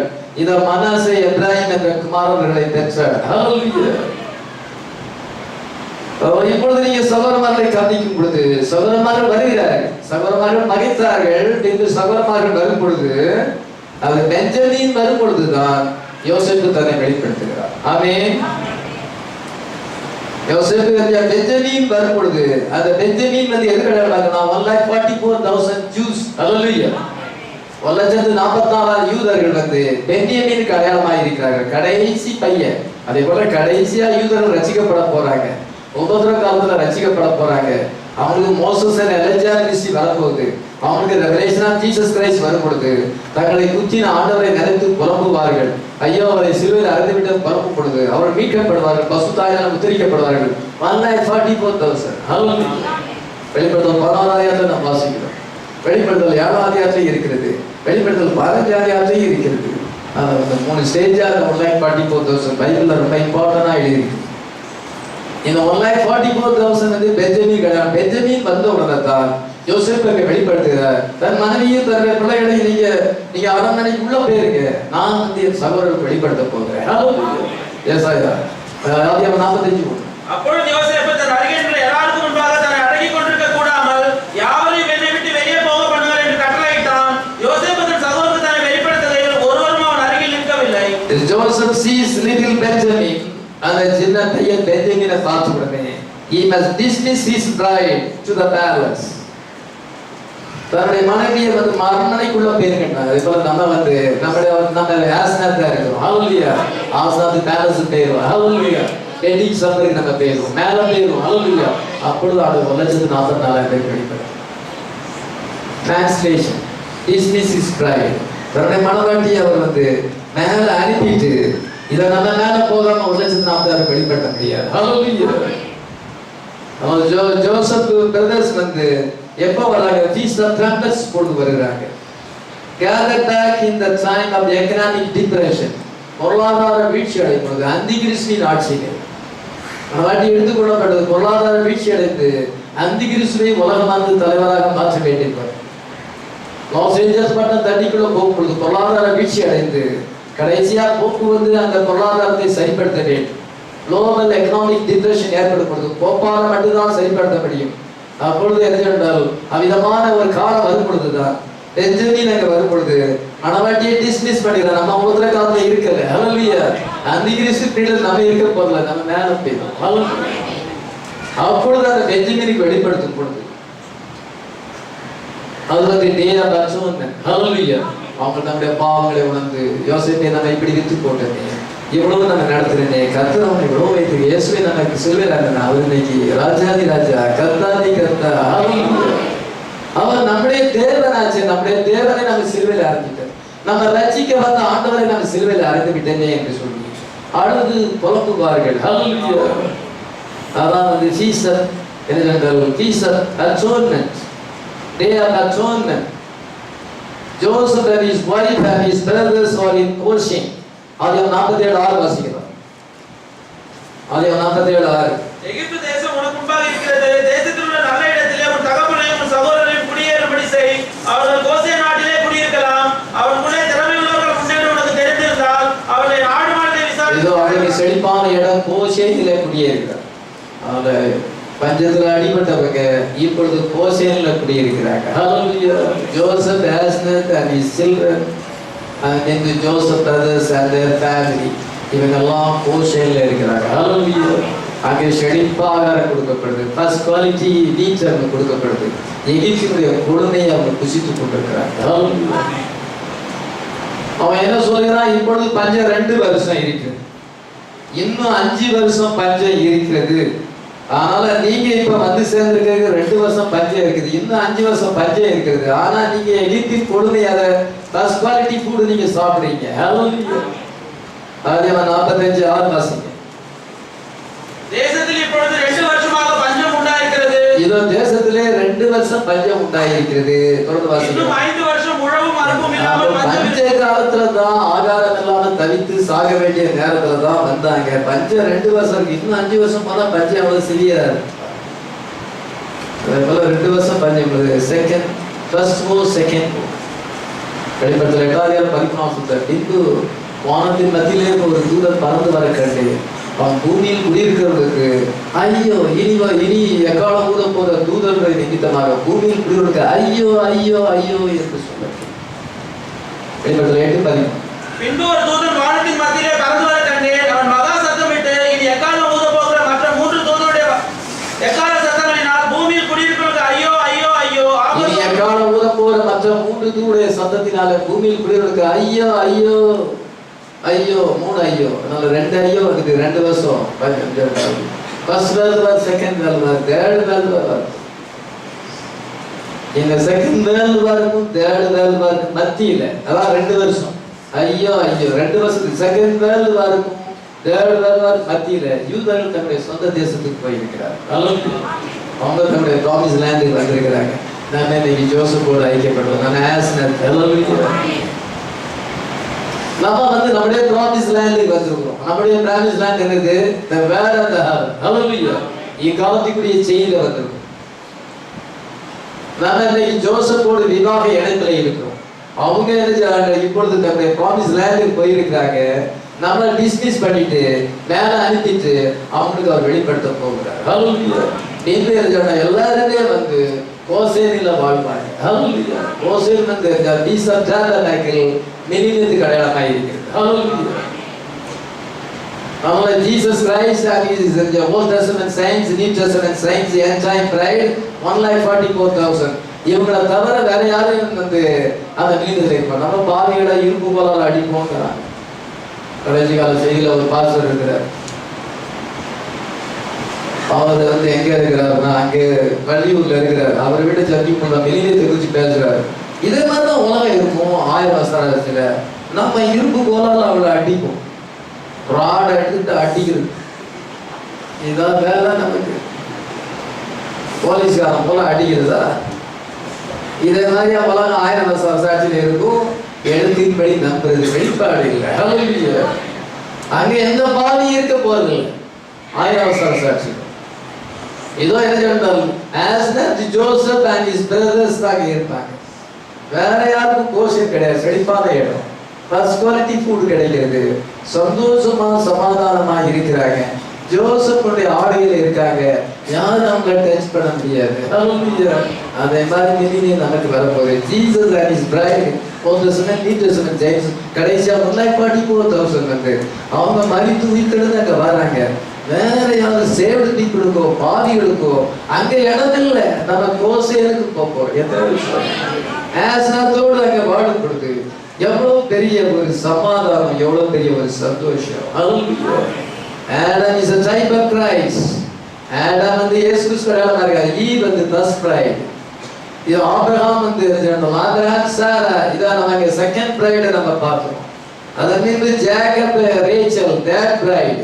அதன் பின்பு இருந்தால் அந்த ஜோசப் அண்ட் ஆஸ்னத் இதன் ஃபிஃப்த் பிரைட் நம்ம பார்த்தோம். இவ்விதமாக by husband by wife, Christ and his bride. இவங்களுக்கு பிள்ளைகள் பிறக்கும் பொழுது இது ஆபேலுக்கு சேர்த்து பிறக்கிறான். ஆபேல் வந்து கிறிஸ்துவின் மரணத்துக்கும் சேர்த்து வந்து உயிர்த்தெழுதலுக்கு அடையாளமாக இருக்கிறான். ஐசக் வந்து முட்டை சுமந்து கொண்டு போகும் பொழுது கிறிஸ்து சிலுவையில நமக்காக ஏறினதுக்கு அடையாளமாக காண்கிறோம். ஜேக்கப் வந்து கிரேஸுக்கு அடையாளமாக இருக்கிறான். ஜோசப் வந்து பெர்ஃபெக்ட், அவனை எந்த குறையும் கண்டுபிடிக்க முடியாது. பெர்ஃபெக்ட் மேன் ஆயிருந்தான். இதோ மனாசே எப்ராஹிம் அவங்களுக்கு பிள்ளைகள் பிறக்கும் பொழுது அவன் என்ன சொல்லுகிறான் என்றால், மனாசே இதை சொல்லி வாசிப்பிடிச்சிருப்போம். அதாவது 41, 51, 52 வாசிக்கலாம். யோசேப்பு என் வருத்தம் யாவையும் என் தகப்பனுடைய குடும்பம் அனைத்தையும் நான் மறக்கும்படி தேவன் பண்ணினார் என்று சொல்லி மூத்தவனுக்கு மனாசே என்று பெயரிட்டான்.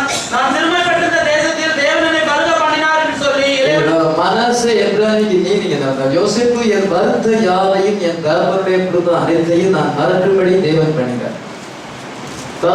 பாசம் போயது அது எல்லாத்தையும் மறந்தாச்சு. வன்னி தேசம் வந்தாச்சு. இதோ அவங்க செய்த அந்த சகோதரர்கள் செய்த அநியாயங்கள், பட்ட பாடுகள் இதெல்லாம் இப்பொழுதும் மறந்து விட்டது. இப்ப ஆசீர்வாதத்துல இருக்கிறோம்.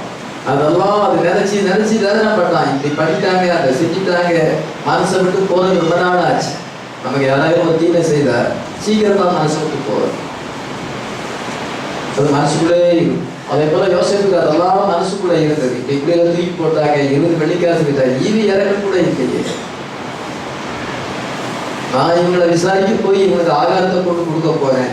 என்ன இந்த மாதிரி எவ்வளவு பரியாசம் பண்ணாங்க, சொப்பனக்காரன் பரியாசம் பண்ணாங்க. இவ்வளவு பொல்லாத சவர்களா இருக்கிறாங்க, கூட பிறந்தவங்க இவ்வளவு பொல்லாதவங்களா இருக்கிறாங்க.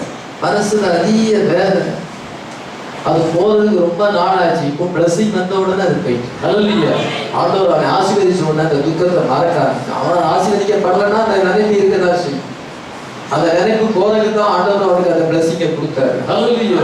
என் தகப்பனுடைய தகப்பனுடைய குடும்பம் அனைத்தையும் நான் மறக்கும்படி தேவன் பண்ணினார். என்னுடைய வருத்தம் யாவையும் மறக்க முடியாது. மூத்தவருக்கு மனாசே இவன் பையன் பிறந்துட்டான். இவன் பையன் மேல அவனுக்கு பாசம் வந்துச்சு. குழந்தை மேல பாசம் வந்த உடனே அந்த முன்னால் இருந்த கசப்பு, வேதனை, வருத்தம் எல்லாமே போய்விட்டது. அதனிருந்து 2வது பையன் பிறக்கும் பொழுது நான் சிறுமைப்பட்டிருந்த தேசத்தில், சிறுமைப்பட்ட தேசம்னா எகிப்து, எகிப்துல போத்திபிராவின் மனைவி அவன் மேல வந்து அபாண்டமான ரேப் சார்ஜ் பண்ணி விட்டார். ஏதோ அவிதமான குற்றம் சுமத்தி விட்டார். சிறைச்சாலையில் அவன் இருப்பு சங்கிலி போட்டு அவனை அடைக்கும். அவிதமாக சிறுமைப்பட்டிருந்த தேசத்துல தாடியை வளர்த்து இதோ பிரிஷனாய் இருந்தான், கைதியாக இருந்து விதமாக இந்த தேசத்துல நான் வந்து சிறுமைப்பட்டிருந்தேன், அடிமை ஸ்லேவ் பாயா இருந்தான். இப்பொழுது ஆண்டவர் அவனை ஆசீர்வதித்து 2வது மகனை கொடுக்கும் பொழுது என்ன என்ற தேவன் என்னை பலுக பண்ணினார். இந்த எகிப்தில என்னை ஆசீர்வதித்தார் சொல்லி அவனுக்கு எப்ராஹிம் என்று பெயரிட்டார். அதே போல் தான் கர்த்தராகிய இயேசு கிறிஸ்து இதோ நமக்காக எவ்வளவு பாடுபட்டார். உலகத்துல வந்து எவ்வளவு பாடுபட்டு இதை இன்னைக்கு அவர் மனவாட்டியை பெற்றுக் கொடுக்கின்றவர். ரொம்ப சந்தோஷம். நமக்கு ரொம்ப சந்தோஷம். இந்த உலகத்துல வந்து பாடுபடுறோம், எல்லாருமே பாடுறோம். பணக்காரங்க ஏழம் கிடையாது, எல்லாருக்கும் ப்ராப்ளம். இல்ல நமக்கு தான் இருக்குது, அவங்க நல்லா இருக்கிறாங்க. இல்ல அவங்க வீட்டை போய் பார்த்து அவங்கள பெண் நேரம் பேசினா தெரியும். இந்த உலகம் யாருக்கும் சமாதானத்தை தர, உலக சந்தோஷங்கள் அனித்தியமான, அதை டிவியில கம்ப்யூட்டர்ல வேணாம் பார்த்து அனித்தியமானது. அது வேதனை உலகத்துல எதுவுமே நமக்கு திருப்தி தர, படம் நமக்கு திருப்தி தராது, ட்ரெஸ் இதெல்லாம் தேவைதான், அதெல்லாம் கொஞ்சம் சந்தோஷம் தான், சாப்பாடு எல்லாம் கொஞ்சம் சந்தோஷம் தான். இயேசு கிறிஸ்து நித்தியமான அவன் எல்லாரும் பாடு இருக்கும். ஒரு பக்கத்துல நமக்கு பாடு இருக்குது. இது எல்லாமே நமக்கு நிரந்தரமான சந்தோஷத்தை தராது, நமக்கு வார்த்தை அது தருகிறது. இந்த வேதத்தை தியானிப்பது, அதை போதிப்பது, மற்றவர்களுக்கு சொல்லுவது, இயேசுக்காக ஜீவிப்பதை பார்க்கிறோம். மேலான சந்தோஷம் எது இல்லை. எத்தனை விசுவாசம்? சத்தியத்திலே நடப்பதை காட்டிலும் மேலான சந்தோஷம் இல்லை. இயேசுவை தவிர வேற யாரும் நமக்கு முக்கியமான சந்தோஷத்தை தர முடியாது. மற்றவர்களால் சீசனல் என்ஜாய்மெண்ட், கொஞ்ச நேரத்துக்கு. ஆனா இது வந்து நித்தியமான சந்தோஷம். புசிப்பு குடிப்பு அது மாயையானது, அது அனித்தியமானது.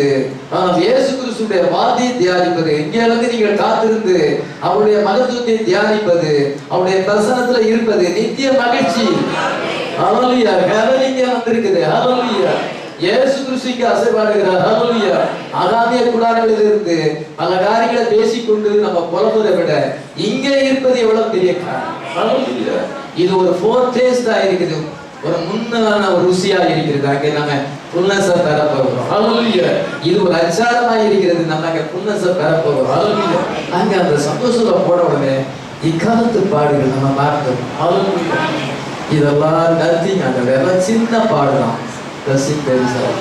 யோசிப்பு பாட்டு கொடுத்து நினைக்கலாம், பட்ட பாடுகள்லாம் ரொம்ப சின்னது, ட்ரெஸ்ஸிங் ரொம்ப பெருசு. அதான் பசுத்தமா சொல்ற இக்காலத்து பாடுகள் இனி நம்மிடத்தில் வெளிப்படும் மகிமைக்கு ஒப்படைக்கப்படும். ரோமர் 8:18 வாசம். ஆனா இப்பொழுது இயேசுவுக்காக வார்த்தைக்காக நம்ம கொஞ்சம் பாடுகளை படும் பொழுது, இந்த உலகத்திலே பாரசம் வந்து திரிக்கும் பொழுது, நம்ம அங்க போகும் பொழுது இக்காலத்து பாடுகள் எல்லாம் நம்ம மறந்துடும். அங்க அங்க போ, அங்க ஜோசப்போடு இருக்கும் பொழுது எவ்வளவு பெரிய சந்தோஷம். நாம் அவரோடு கூட இருக்கிறேன் மில்லியத்துல இருக்கும் பொழுது எவ்வளவு பெரிய ஒரு சந்தோஷம். எத்தனை பேர்